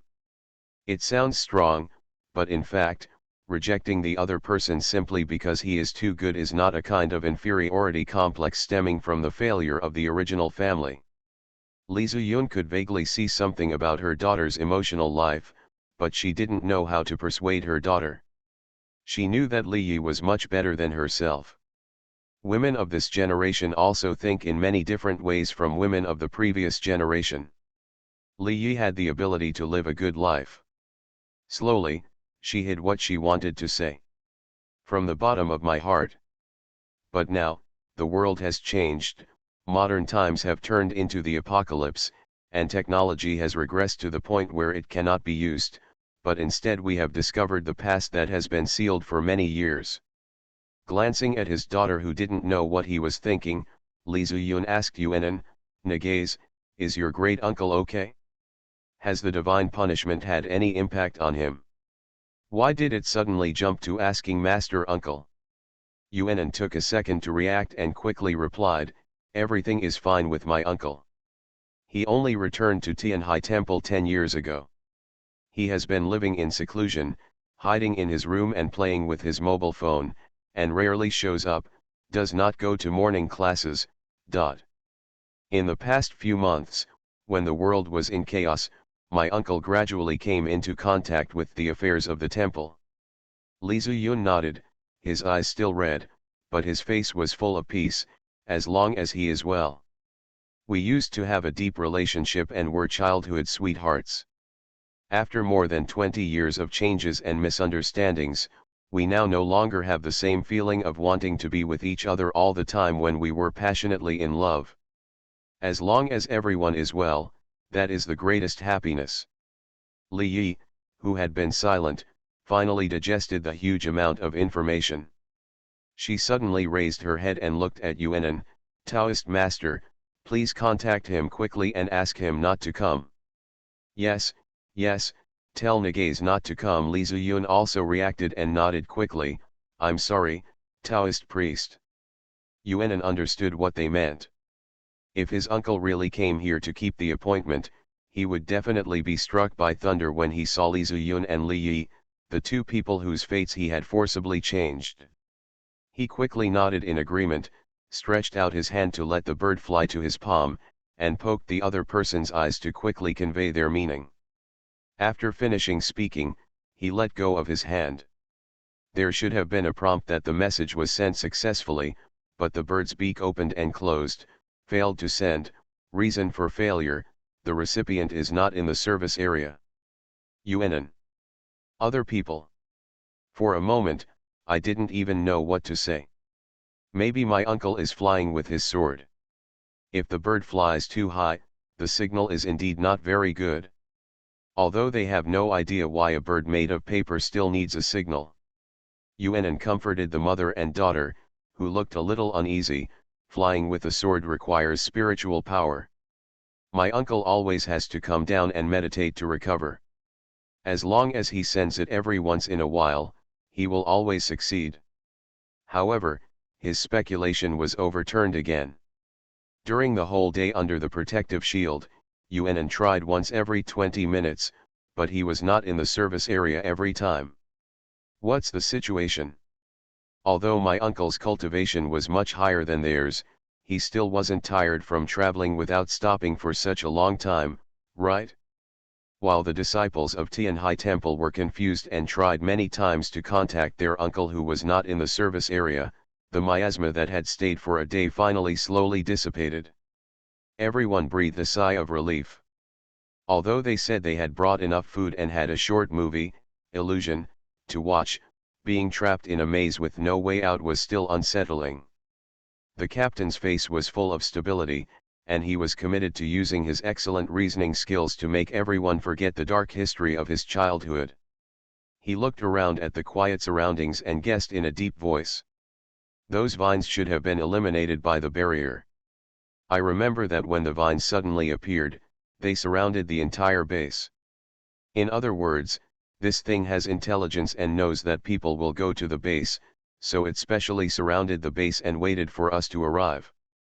This is not good news.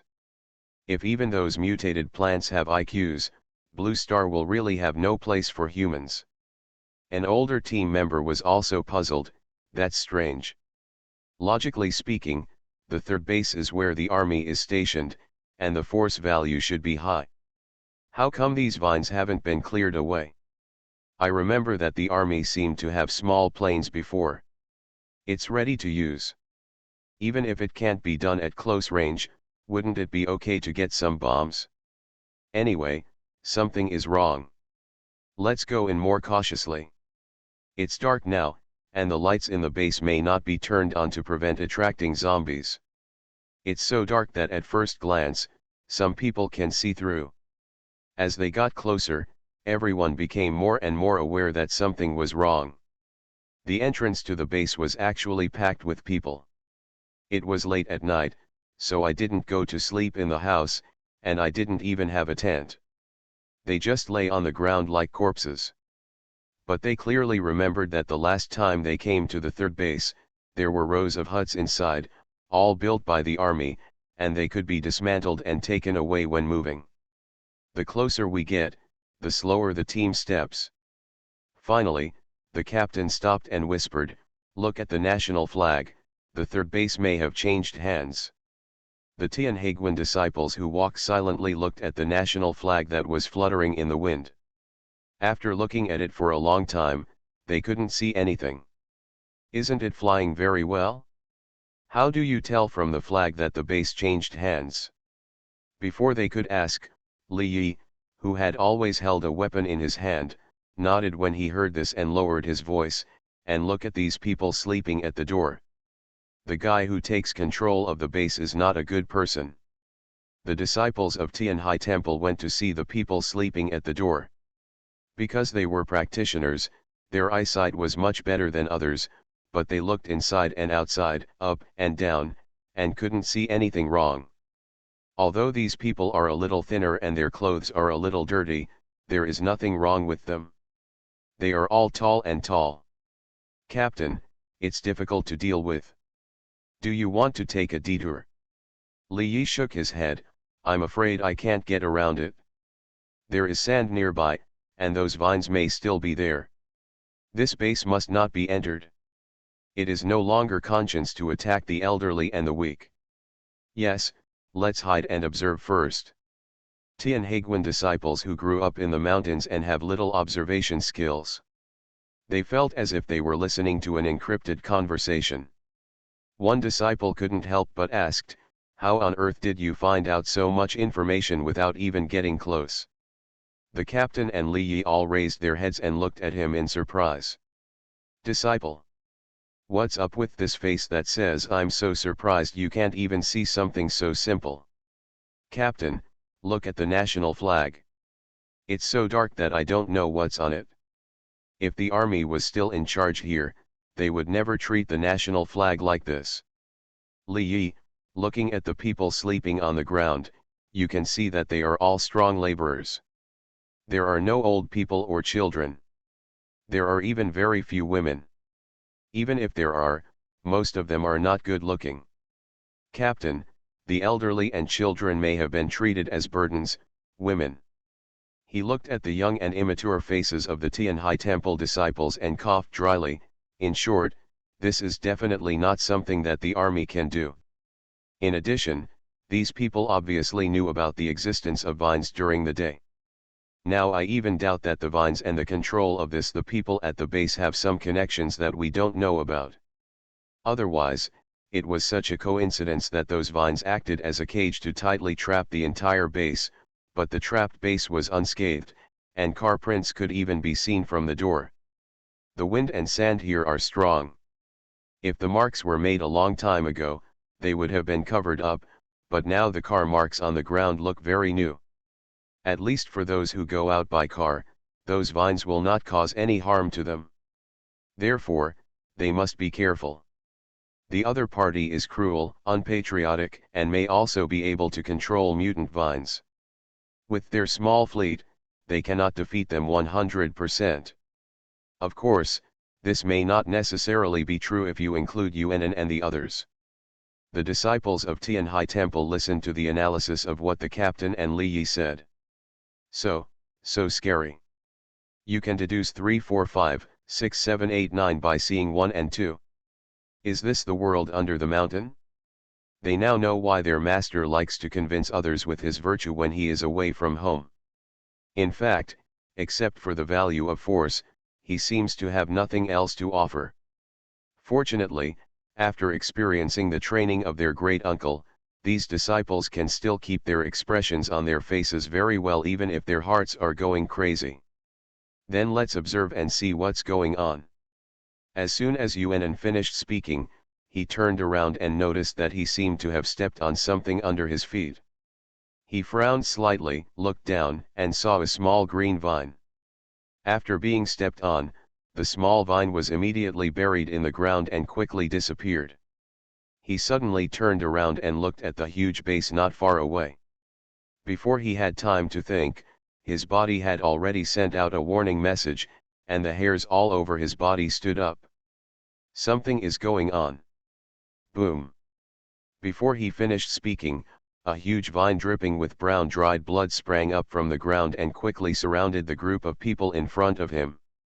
The base where everyone seemed to be resting immediately turned on the lights. The darkness was dispelled, and the people hiding in the light tower pointing weapons at them were also exposed. It seemed that in just a moment, the entire convoy fell into the trap. How come? The captain's forehead was covered with cold sweat.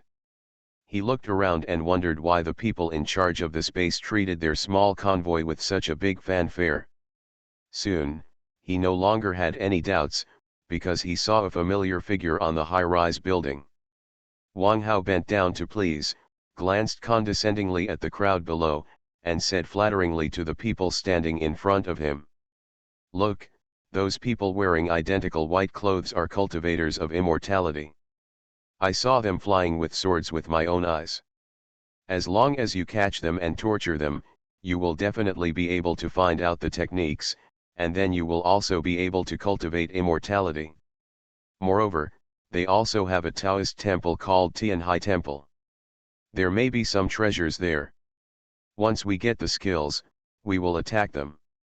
By then, not to mention China, the whole world will be yours. The captain and other ordinary people didn't hear it, but the disciples of Tianhai Temple had very good ears.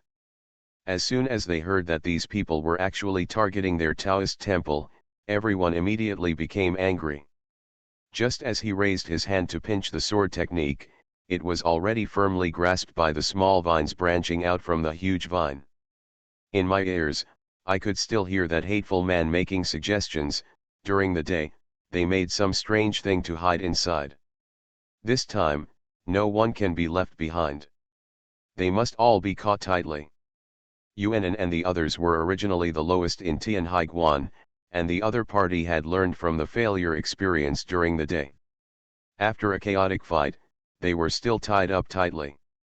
To be precise, by vines. After showing off its power for a while, the vine seemed less obedient.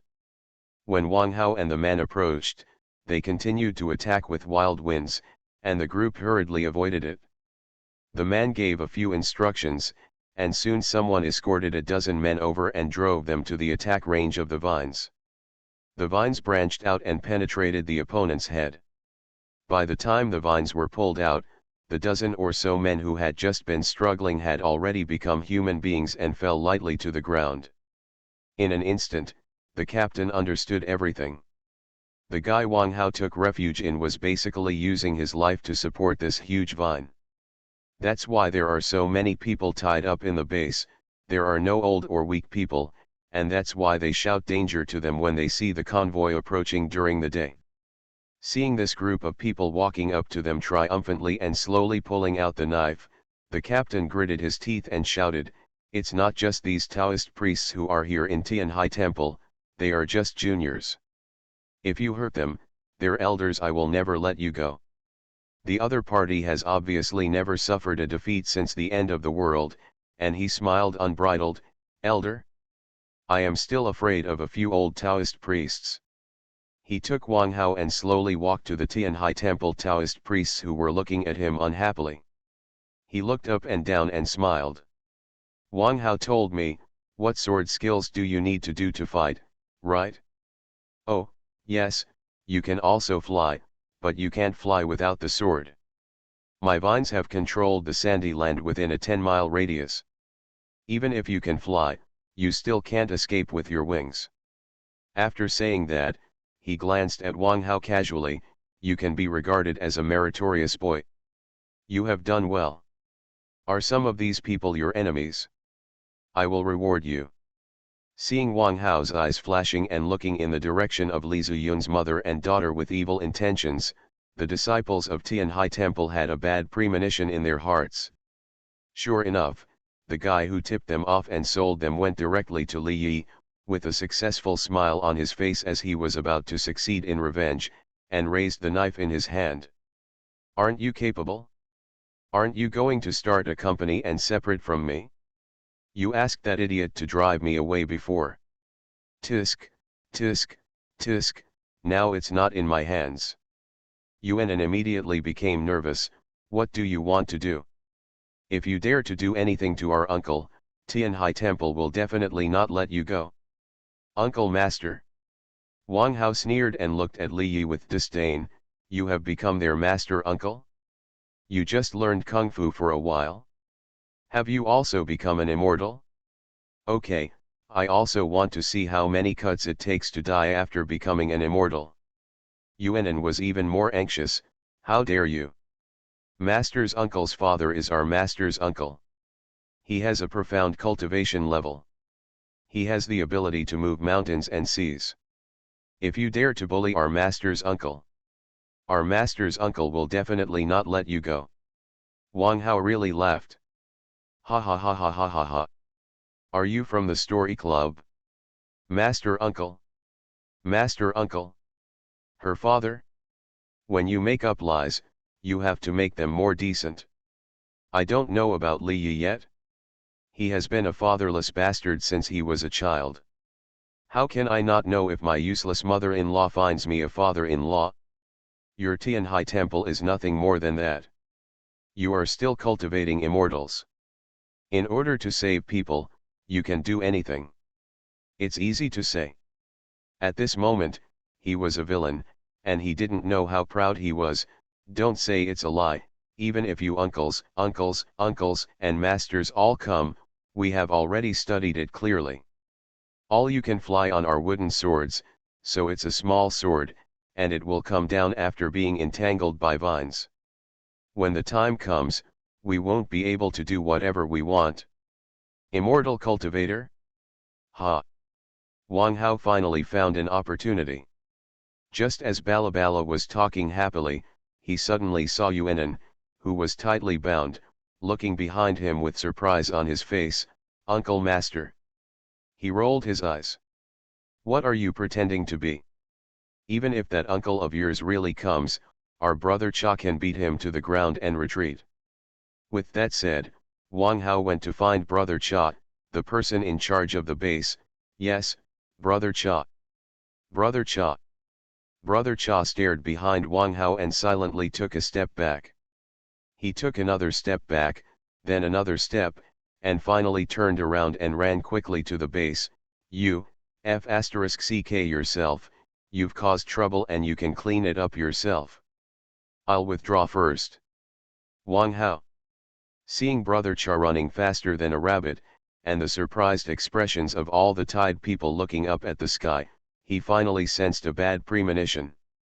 Before he could turn around, a huge shadow slowly covered him, and the sky seemed to turn dark in an instant, but it looked more like a terrifying monster was standing above his head.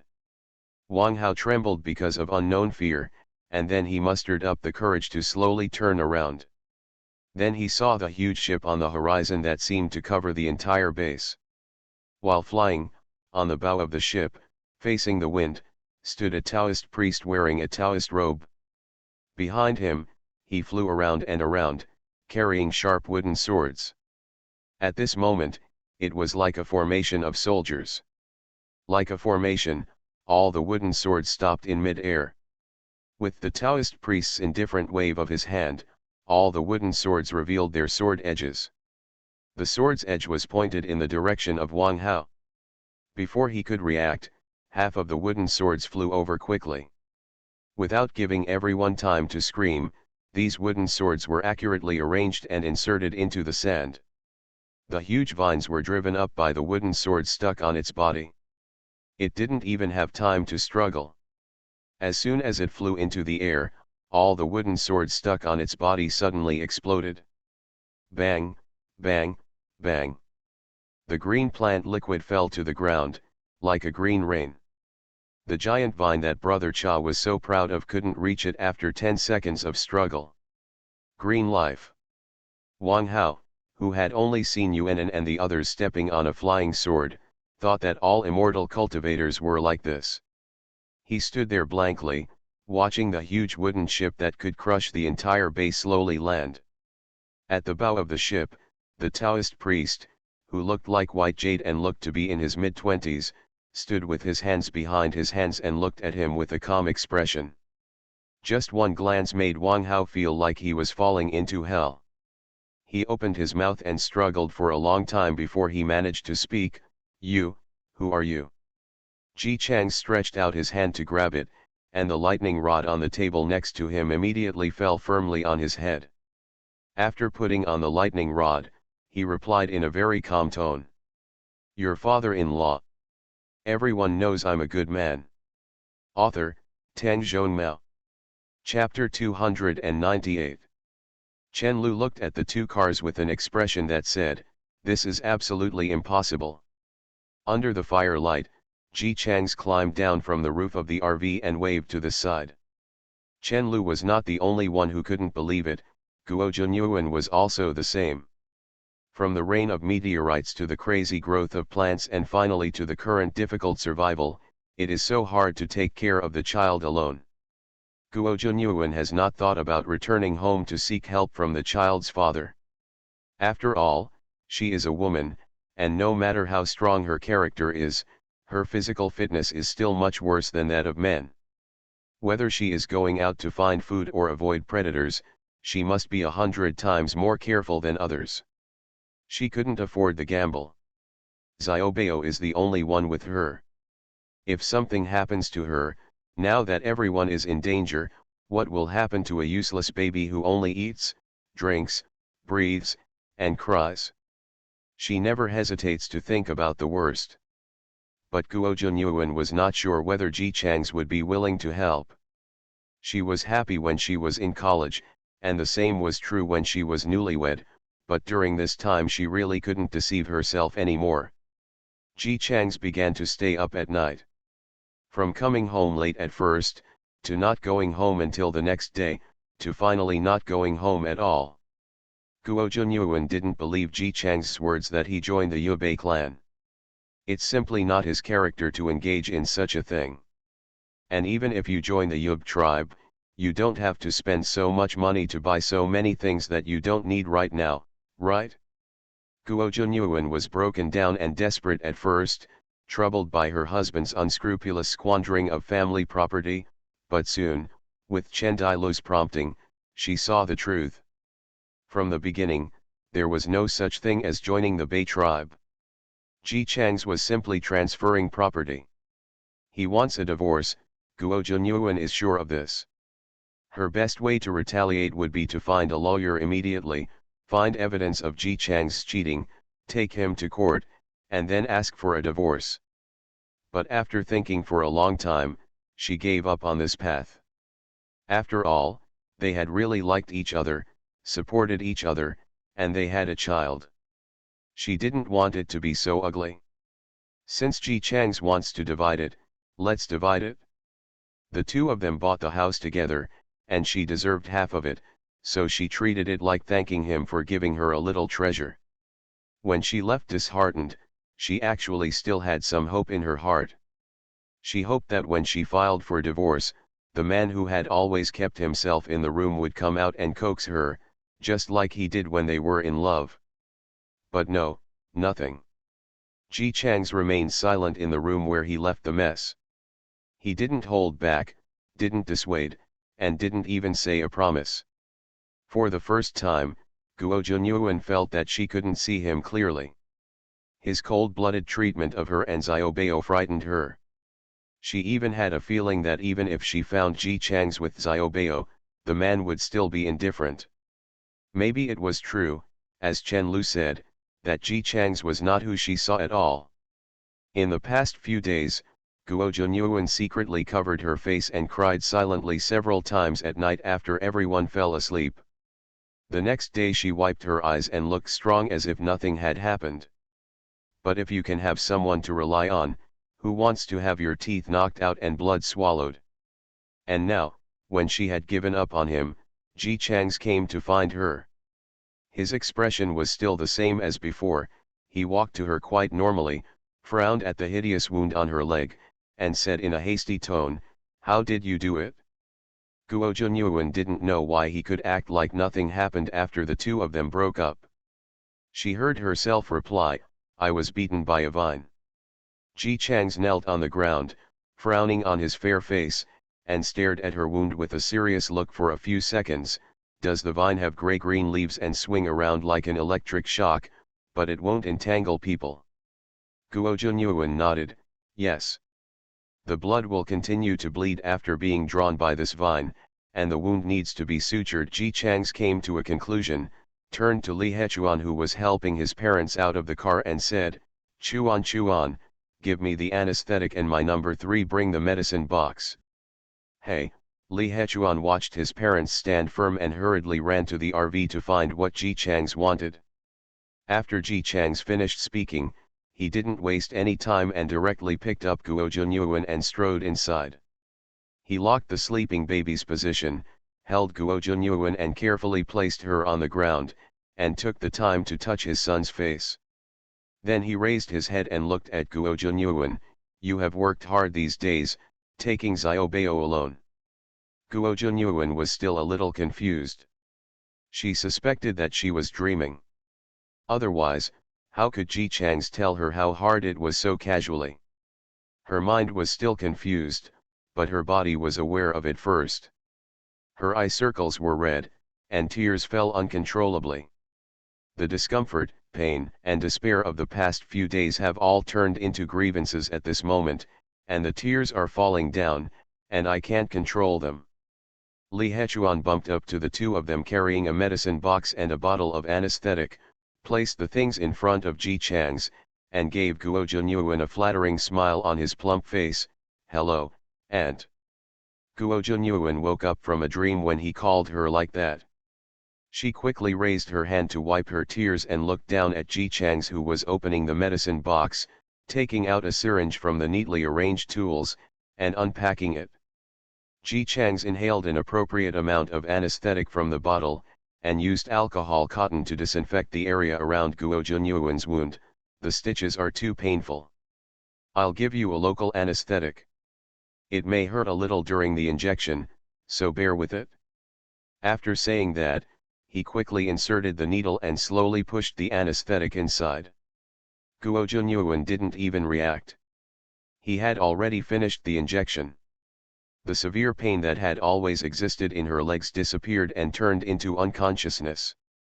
Facing Ji Chang's who asked if she could still feel the pain in her legs, Guo Junyuan shook her head silently. Then he watched Ji Chang's quickly take out the needle and thread, put on surgical gloves, disinfect the wound, and sew stitches. A series of movements that are extremely skillful and natural. But Ji Chang's was not a medical student and had no medical experience. She had lived with him for so long and never knew he could do this.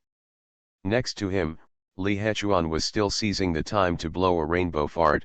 "Don't worry, Auntie, I'm very good at stitching, it won't hurt at all, and he's very meticulous, so there won't be any scars on your legs." As he spoke, he opened his sleeve and showed Guo Junyuan the wound on his hand. "Look, this is where I was injured 5 days ago, and it's also where my uncle gave me the stitches. Look, it's only been a few days." Guo Junyuan glanced at Ji Chang's and said hoarsely, "I've been married to you for so long, and I didn't even know you could do stitches." Ji Chang's threaded the thread steadily. "I'm new to this. I wanted to show it to you before, but didn't you get angry when you saw the things I bought?" "I didn't do it." Li Hechuan nodded repeatedly from the side. "Yes, don't you have a tribe? They can learn all these things, such as horseback riding, archery, watching celestial battles, stealth techniques, and survival in the wild. Not to mention stitches." Guo Junyuan didn't know what to say. There are tribesmen. Isn't this Ji Chang's excuse for divorce? Listen to him, it's just an excuse to have a Bei clan. Chen's Lu saw that since Ji Chang's came in, the eyes of everyone in the room fell on him again, without any regard for him, and he felt angry in his heart. That's it again. Growing up, as long as Ji Chang's was there, Chen Lu would not be there. Every time Ji Chang's appears, he acts like a transparent person. Chen Lu simply ignored the fact that everyone was shocked by Ji Chang's operation, driving a RV to get professional anesthesia stitches, and walked in with a sneer.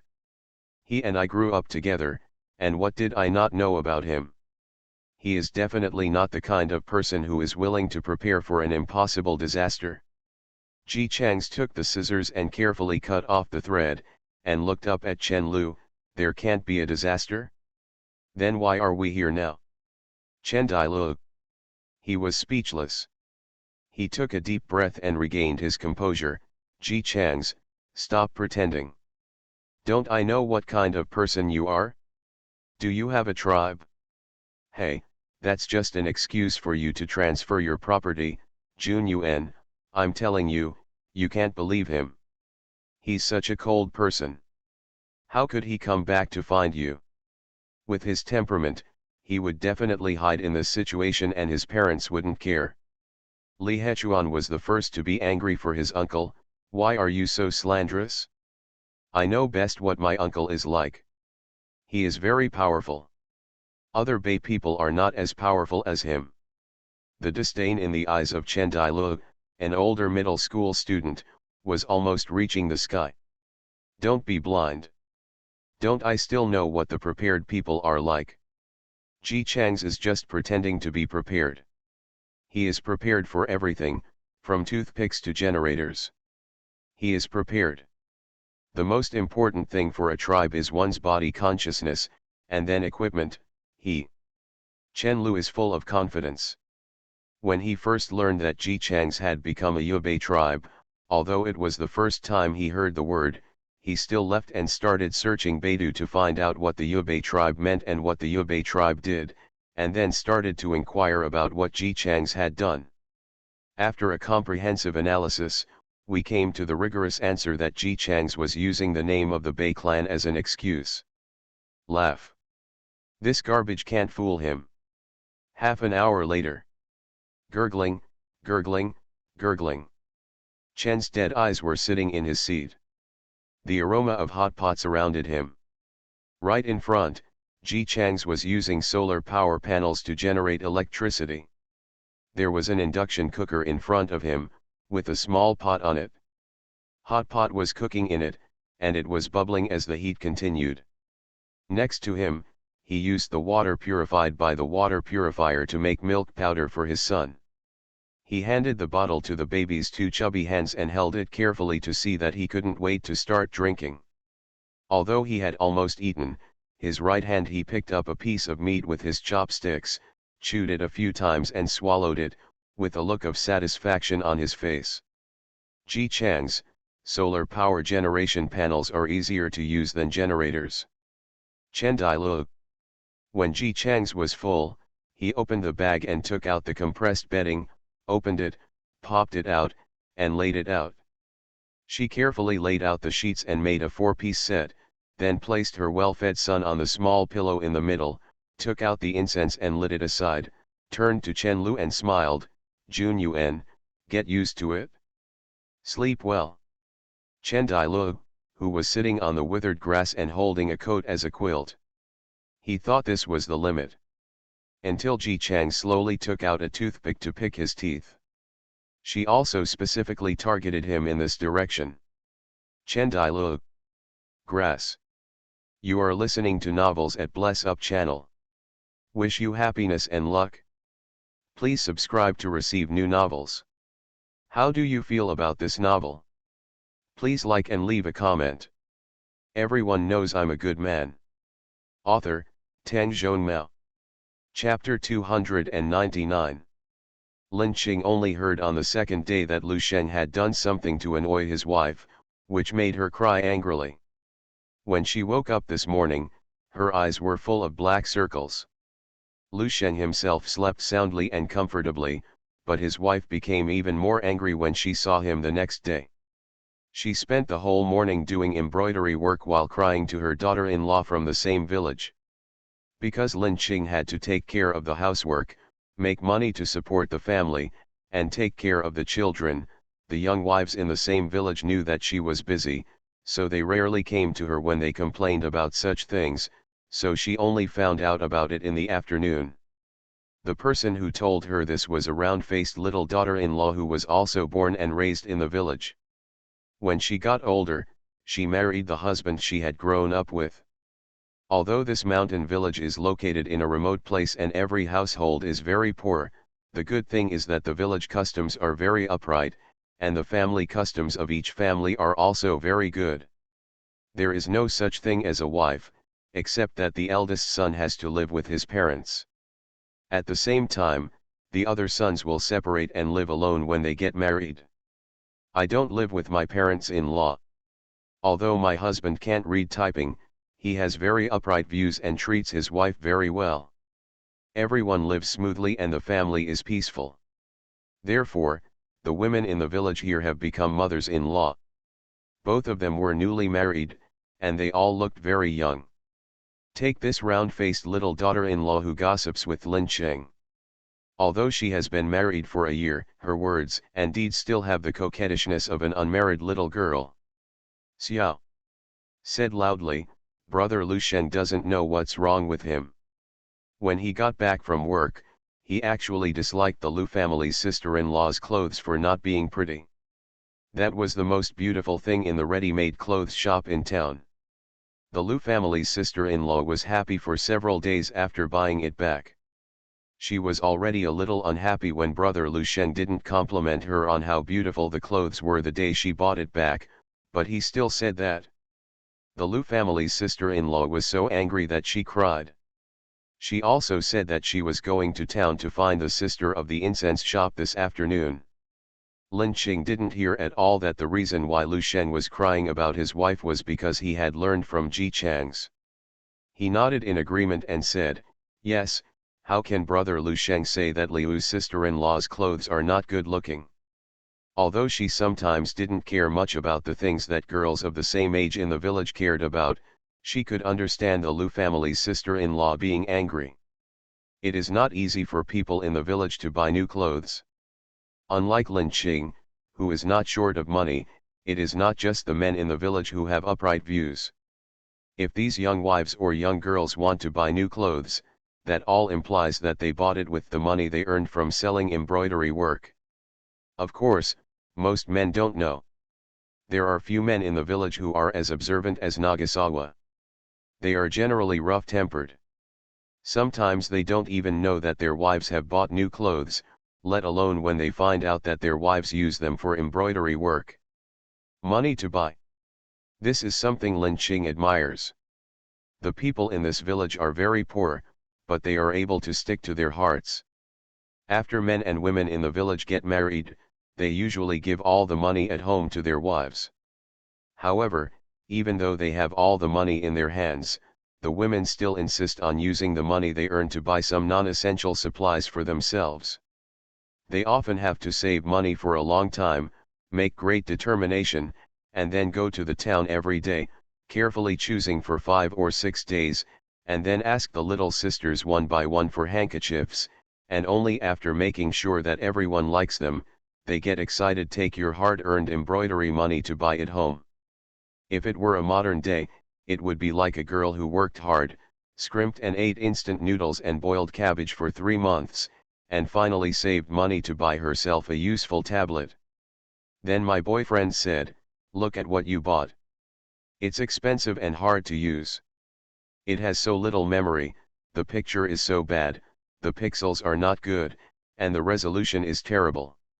You are just spending money to find trouble.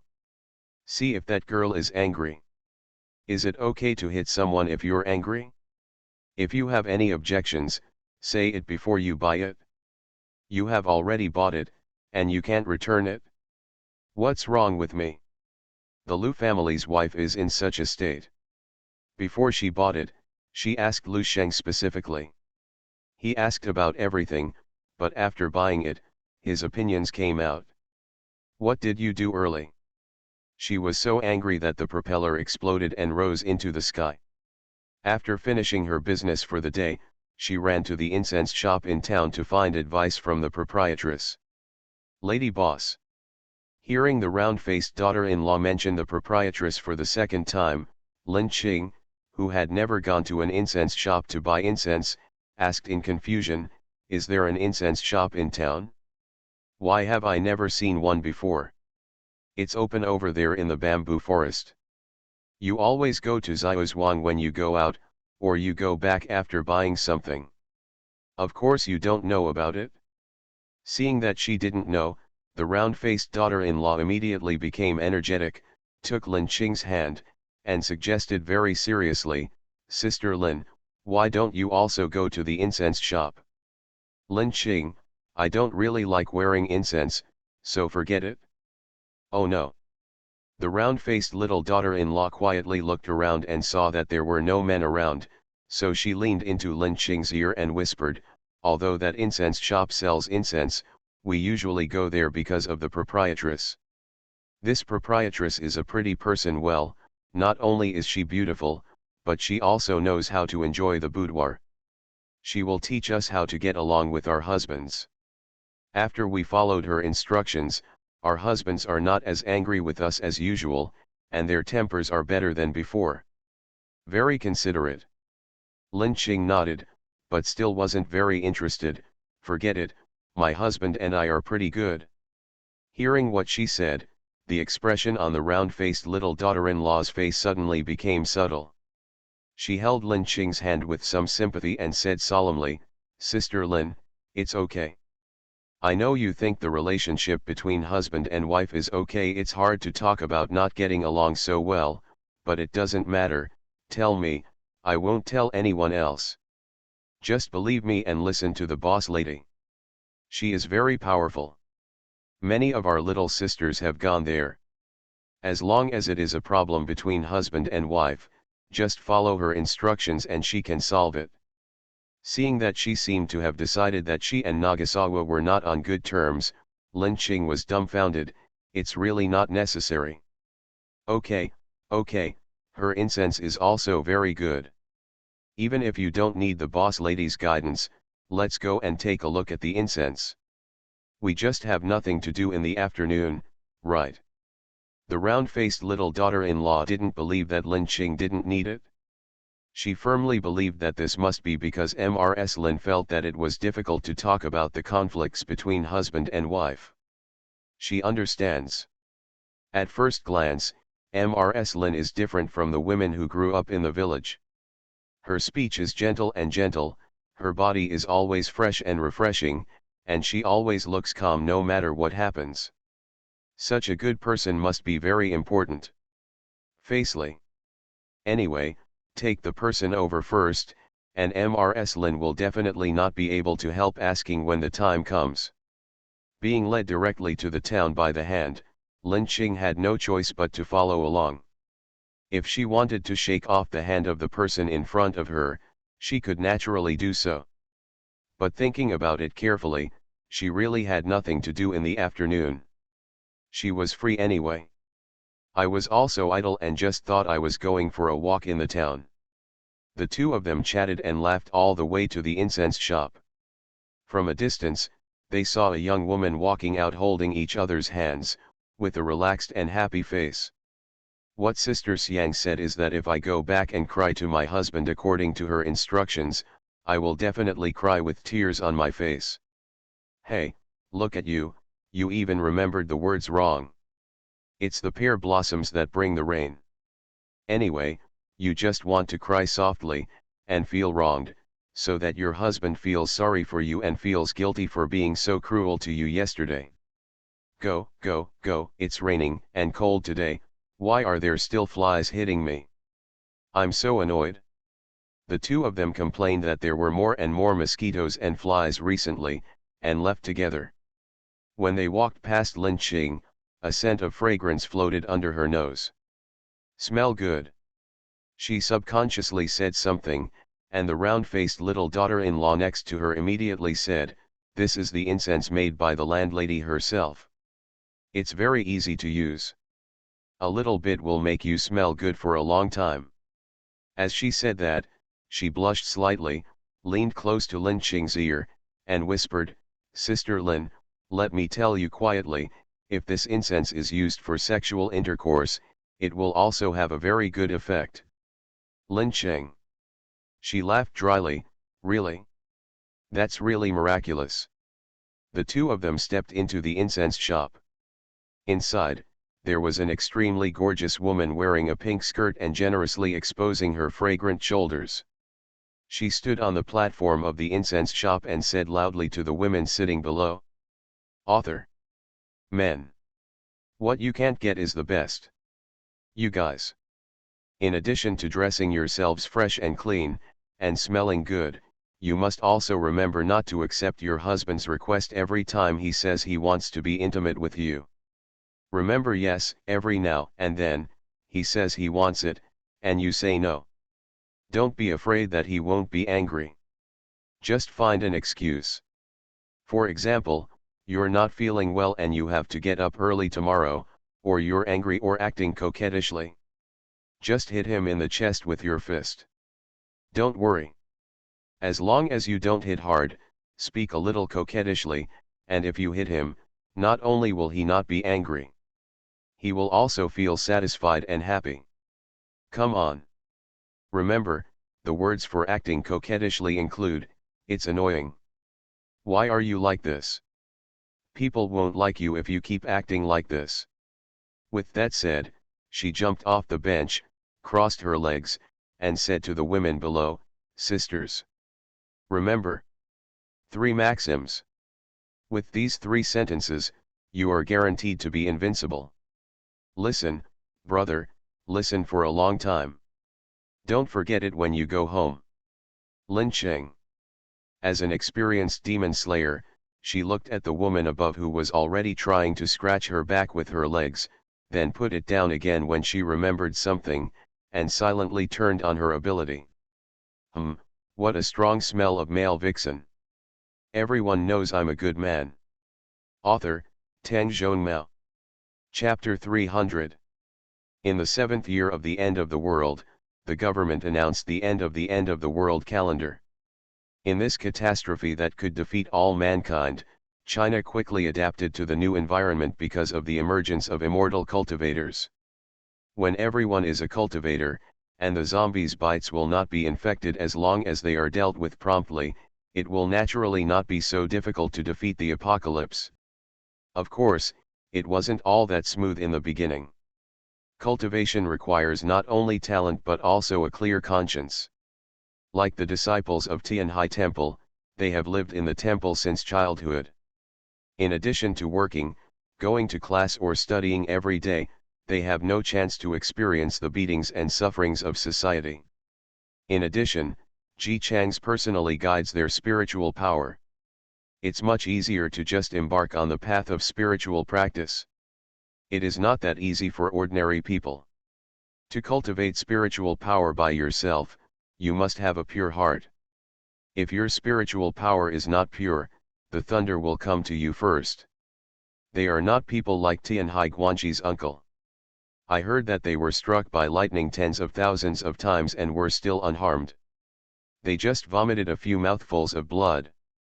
At this time, the people who are most envious are naturally those who are chosen and accepted into Tianhaiguan's sect. The most enviable ones are Li Ziyun and his daughter who live in the third base, and the little baby who is still in his infancy but has been personally injected with spiritual power by the disciples of Tianhai Temple. But what's the use of envy? This is the family member of Tianhaiguan's most senior master, his uncle. Whether it is Tianhai Temple or the government, they all have a very respectful attitude towards Li Ziyun and his daughter. How can the relatives of Ji Changs, who has the highest cultivation level in the world and can be said to have taught the entire Chinese country to cultivate immortality, not be well protected? The government was indeed suppressed for a short time at the beginning. If it hadn't been for the unexpected events like Ji Chang's, I'm afraid it would have disappeared without a trace in the apocalypse. But when the soldiers imprisoned in the third base were rescued, the situation was naturally very different. With the huge operation of the government, gradually, China began to get on the right track. It seems to be no different from before, it's just that the current path has led to the path of cultivating immortals. Although cultivating immortals actually doesn't require eating a lot, you can even be full by drinking the northwest wind. But one person can still do this. If all the people are cultivating immortality, not everyone can bear not to eat or drink. As a result, Huaguo delicacies are online again. If you go to Huaguo, you will definitely see many Chinese people flying on swords and eating at the same time. Of course, the apocalypse that we have encountered before cannot be easily repaired. Even if the immortal cultivators appeared in time, China would suffer heavy losses. The country could only immerse itself in work, hoping to regain the prosperous China as soon as possible. It was Ji Chang's decision when the disciples of Tianhai Temple moved down the mountain. These young disciples were still young after all. They could have played with mobile phones before the end of the world. Now that the mobile phones are gone, it is not a problem to always practice hard in the mountains. But don't cultivate your inner demons. Ever since, there have been more and more views of the sky and the sea at the foot of the mountain. Overall, Ji Chang still refused to go down the mountain. Another winter, a 7 or 8-year-old girl practiced sword practice with a wooden sword in her soft and chubby little hands. This is the Huaguo Strait, and its aura is second only to Tianhai Temple. The largest branch of Tianhai Temple is built here. The girl has lived here since she was a child, and she carries a self-defense weapon. She is not afraid of any danger. Every day I practice swordsmanship by myself in the morning. While practicing, a looming black spot suddenly appeared in the sea ahead. The girl stood with the sword on her back and stood on tiptoes to look over curiously. The man in the sea finally swam ashore with great difficulty, coughed a few times with difficulty, and lay half dead on the shore. Who is he? Dare to be good at my Tianhai observation. When the childish voice sounded, the man thought he was dreaming. In his country, no children have been seen in 2 years because of the emergence of a mutated plant that specializes in eating children. Even those who were in their teens were wary, thin, and papery, and looked at people like wolves. But the child standing in front of him was completely different. Her face was rosy, even a little chubby, her big eyes were full of clarity, and her gaze contained pure innocence and curiosity. This is a very well protected child. But how could there be such a child in the last days? Thinking that there was a mutated plant that could spit out smoke to create illusions and make people indulge in it, The man immediately became vigilant. Even though he still had little strength, he quickly got up and drew out his short knife and stared at the little girl in front of him. "Don't try to lie to me. I won't be fooled." The girl tilted her head and didn't understand what the man was mumbling. She was not interested in this man who looked too thin and didn't know how to coax her with delicious food. She put away her wooden sword and turned around to leave. When she turned around, the man relaxed a little. However, the girl in front may have been immersed in cleaning her sword and did not notice the shells on the beach. She tripped over and fell softly on the beach. Before the man who was standing still could react, he saw a dozen figures flying out of the huge Taoist temple in front of him. "Junior sister." When I came out and saw that the girl had just fallen, I slowly felt relieved. In the blink of an eye, I saw a foreigner who didn't look like a good person holding a short sword, and I immediately felt worried again. Who dared to bully our junior sister? The girl who was not actually bullied stood there in a daze, surprised that the illusion can actually create adult foreigners. By the time we could sit down and communicate, it was already an hour later. The foreigner had also learned some Chinese. After he could barely communicate through speaking and gestures, he was already in infinite shock. The Chinese have actually defeated the zombies. And they also turned into immortals like the legend. Now there are actually no zombies in their country. Oh my God, he wanted peace and quiet so much that he was dreaming? But why are the Chinese immortals so nervous about a child? After waiting for this person to be tested and confirmed that he was indeed not evil-minded, he was allowed to approach the girl. He stammered and asked the other party this question. The girl thought for a moment and said, "Because of my grandpa." "Grandpa? Is he the great uncle they call me? He sounds like he is very powerful. Can I visit him?" "No, in order to protect us, my grandfather has to live in a distant mountain. No one can go up there." Foreigners suddenly understood. Actually they did not understand. Does the Chinese culture of cultivating immortals originally require the most powerful people to stay alone in the mountains? He walked through the streets and alleys of China. The once abandoned houses were renovated again, and the people on the streets had very natural smiles. Compared with foreigners who are already riddled with wounds, the best thing about Chinese people is that they have not yet felt the cruelty of the apocalypse. When people like Brother Cha were just born, Tian Haiguan had already found cooperation with the government. People who have never experienced the terrible apocalypse can naturally live a smooth life after the government quickly controls the situation. This foreign boy was walking on the street and looked at these Chinese people who were laughing wantonly. He looked at it with envy at first. When he saw the children who were swinging and holding wooden swords and walking openly on the street, his mood changed. Unable to stop, he squatted on the ground and cried loudly. Because he clearly knows that even if China is willing to help his country, even if the country that has experienced those tragedies returns to its peaceful period, the hurt and sorrow cannot be easily erased by time. At this moment, how much he wished that his wife and children could be Chinese, at least so that they would not lose their lives under the attack of mutated plants. Because of the appearance of this foreign guy, the government, which was working diligently on infrastructure construction, was free to start paying attention to foreign countries. It's not that they didn't pay attention before. Now that technology has been basically destroyed, they can't just use flying swords to see how other countries are doing before their own infrastructure is completed. I just thought that the country of China came into being and cultivated immortals. Maybe other countries would also have supermen and the like. Don't their countries also have people with superpowers?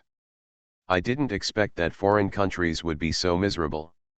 There are people with superpowers, but the appearance of superpowers cannot completely block those terrifying zombies, mutated plants, and mutated animals. Coupled with the unpredictable nature of people's hearts and the internal strife among human beings, after a few years, foreign countries have become fragmented. After thinking for a while, the government decided to carry out rescue. Of course, This rescue was not in vain. In short, these matters need to be discussed again. Over there, the girl held in her mother's arms watched the foreign boy being taken away from a distance. She raised her face and looked at her mother. Mom, why is their country so miserable? Isn't our country in China living a good life? Li Yi touched her daughter's head and looked at the hurried little brother in the distance. How similar he looked to his old self. The reason why we are doing so well is because your grandpa and your senior brothers need a good rest. Do they know that? At this moment, she was truly grateful that she could have a father. In a certain space, empty souls are floating around. They may wander for hundreds of years without finding a chance to be reincarnated, or they may wander for a few days and be reincarnated smoothly. If there is someone who has done great things during his lifetime, such as being a very good emperor and saving many, many people, he can still be an official. It's just that there are very few official positions in the underworld, and every one of them is a carrot. Now if you want to be an official, you have to not only do good deeds, but also have to have a lot of merit. The former abbot of Tianhai Temple has been wandering since his death. He is very Buddhist and knows that although he has done many good things, these are definitely not enough to support him as an official, so he has been wandering around in a Buddhist way, waiting to see the day when he will be reincarnated. As a result, while he was floating today, a ghost servant suddenly appeared and said respectfully to him, "Sir, it's time for you to take office." The former abbot was confused for a moment. At this moment, he quickly reviewed his past in his mind. Except for holding a stick in the early stage, holding a gun in the middle stage, and holding a cane in the latter stage to convince people with virtue, he didn't seem to have done any great things. Ah! Could it be that after being a ghost for too long, you became confused and became a spiritual ghost? Seeing that he didn't speak, the ghost messenger didn't pay attention and continued to announce the good news. "My lord, Tianhai Temple has saved countless people and been worshipped by hundreds of millions of people. You are even regarded as the ancestor, and the whole country is worshipping you." The incense continues. "Congratulations, Lord, congratulations, sir. Old host, the whole country of China worships me." "Exactly, my lord, you have been cultivated into a golden body. This official position must not be small. Now you are full of merits and virtues. Look at the golden body on your body. You must support the younger ones more in the future." The old host still didn't believe it. Their country of China didn't engage in feudal superstition. Until he looked down and saw the golden light all over his body. "Old host. This is outrageous." The ghost messenger is still showing courtesy. "Sir, I will be your subordinate from now on.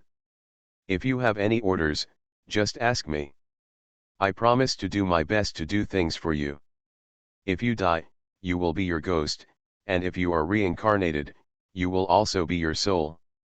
Promise. Even if you live and die, you will continue to work for you." The old host was stunned for a while, and raised his shining golden hand with a blank face. "I just want to ask a question. After I died, what on earth did those brats above do?" Ding. The mission is completed. Please choose 1. Vacation, 2. Continue the mission. Continue the mission. Ji Chang's opened his eyes. "Bastard.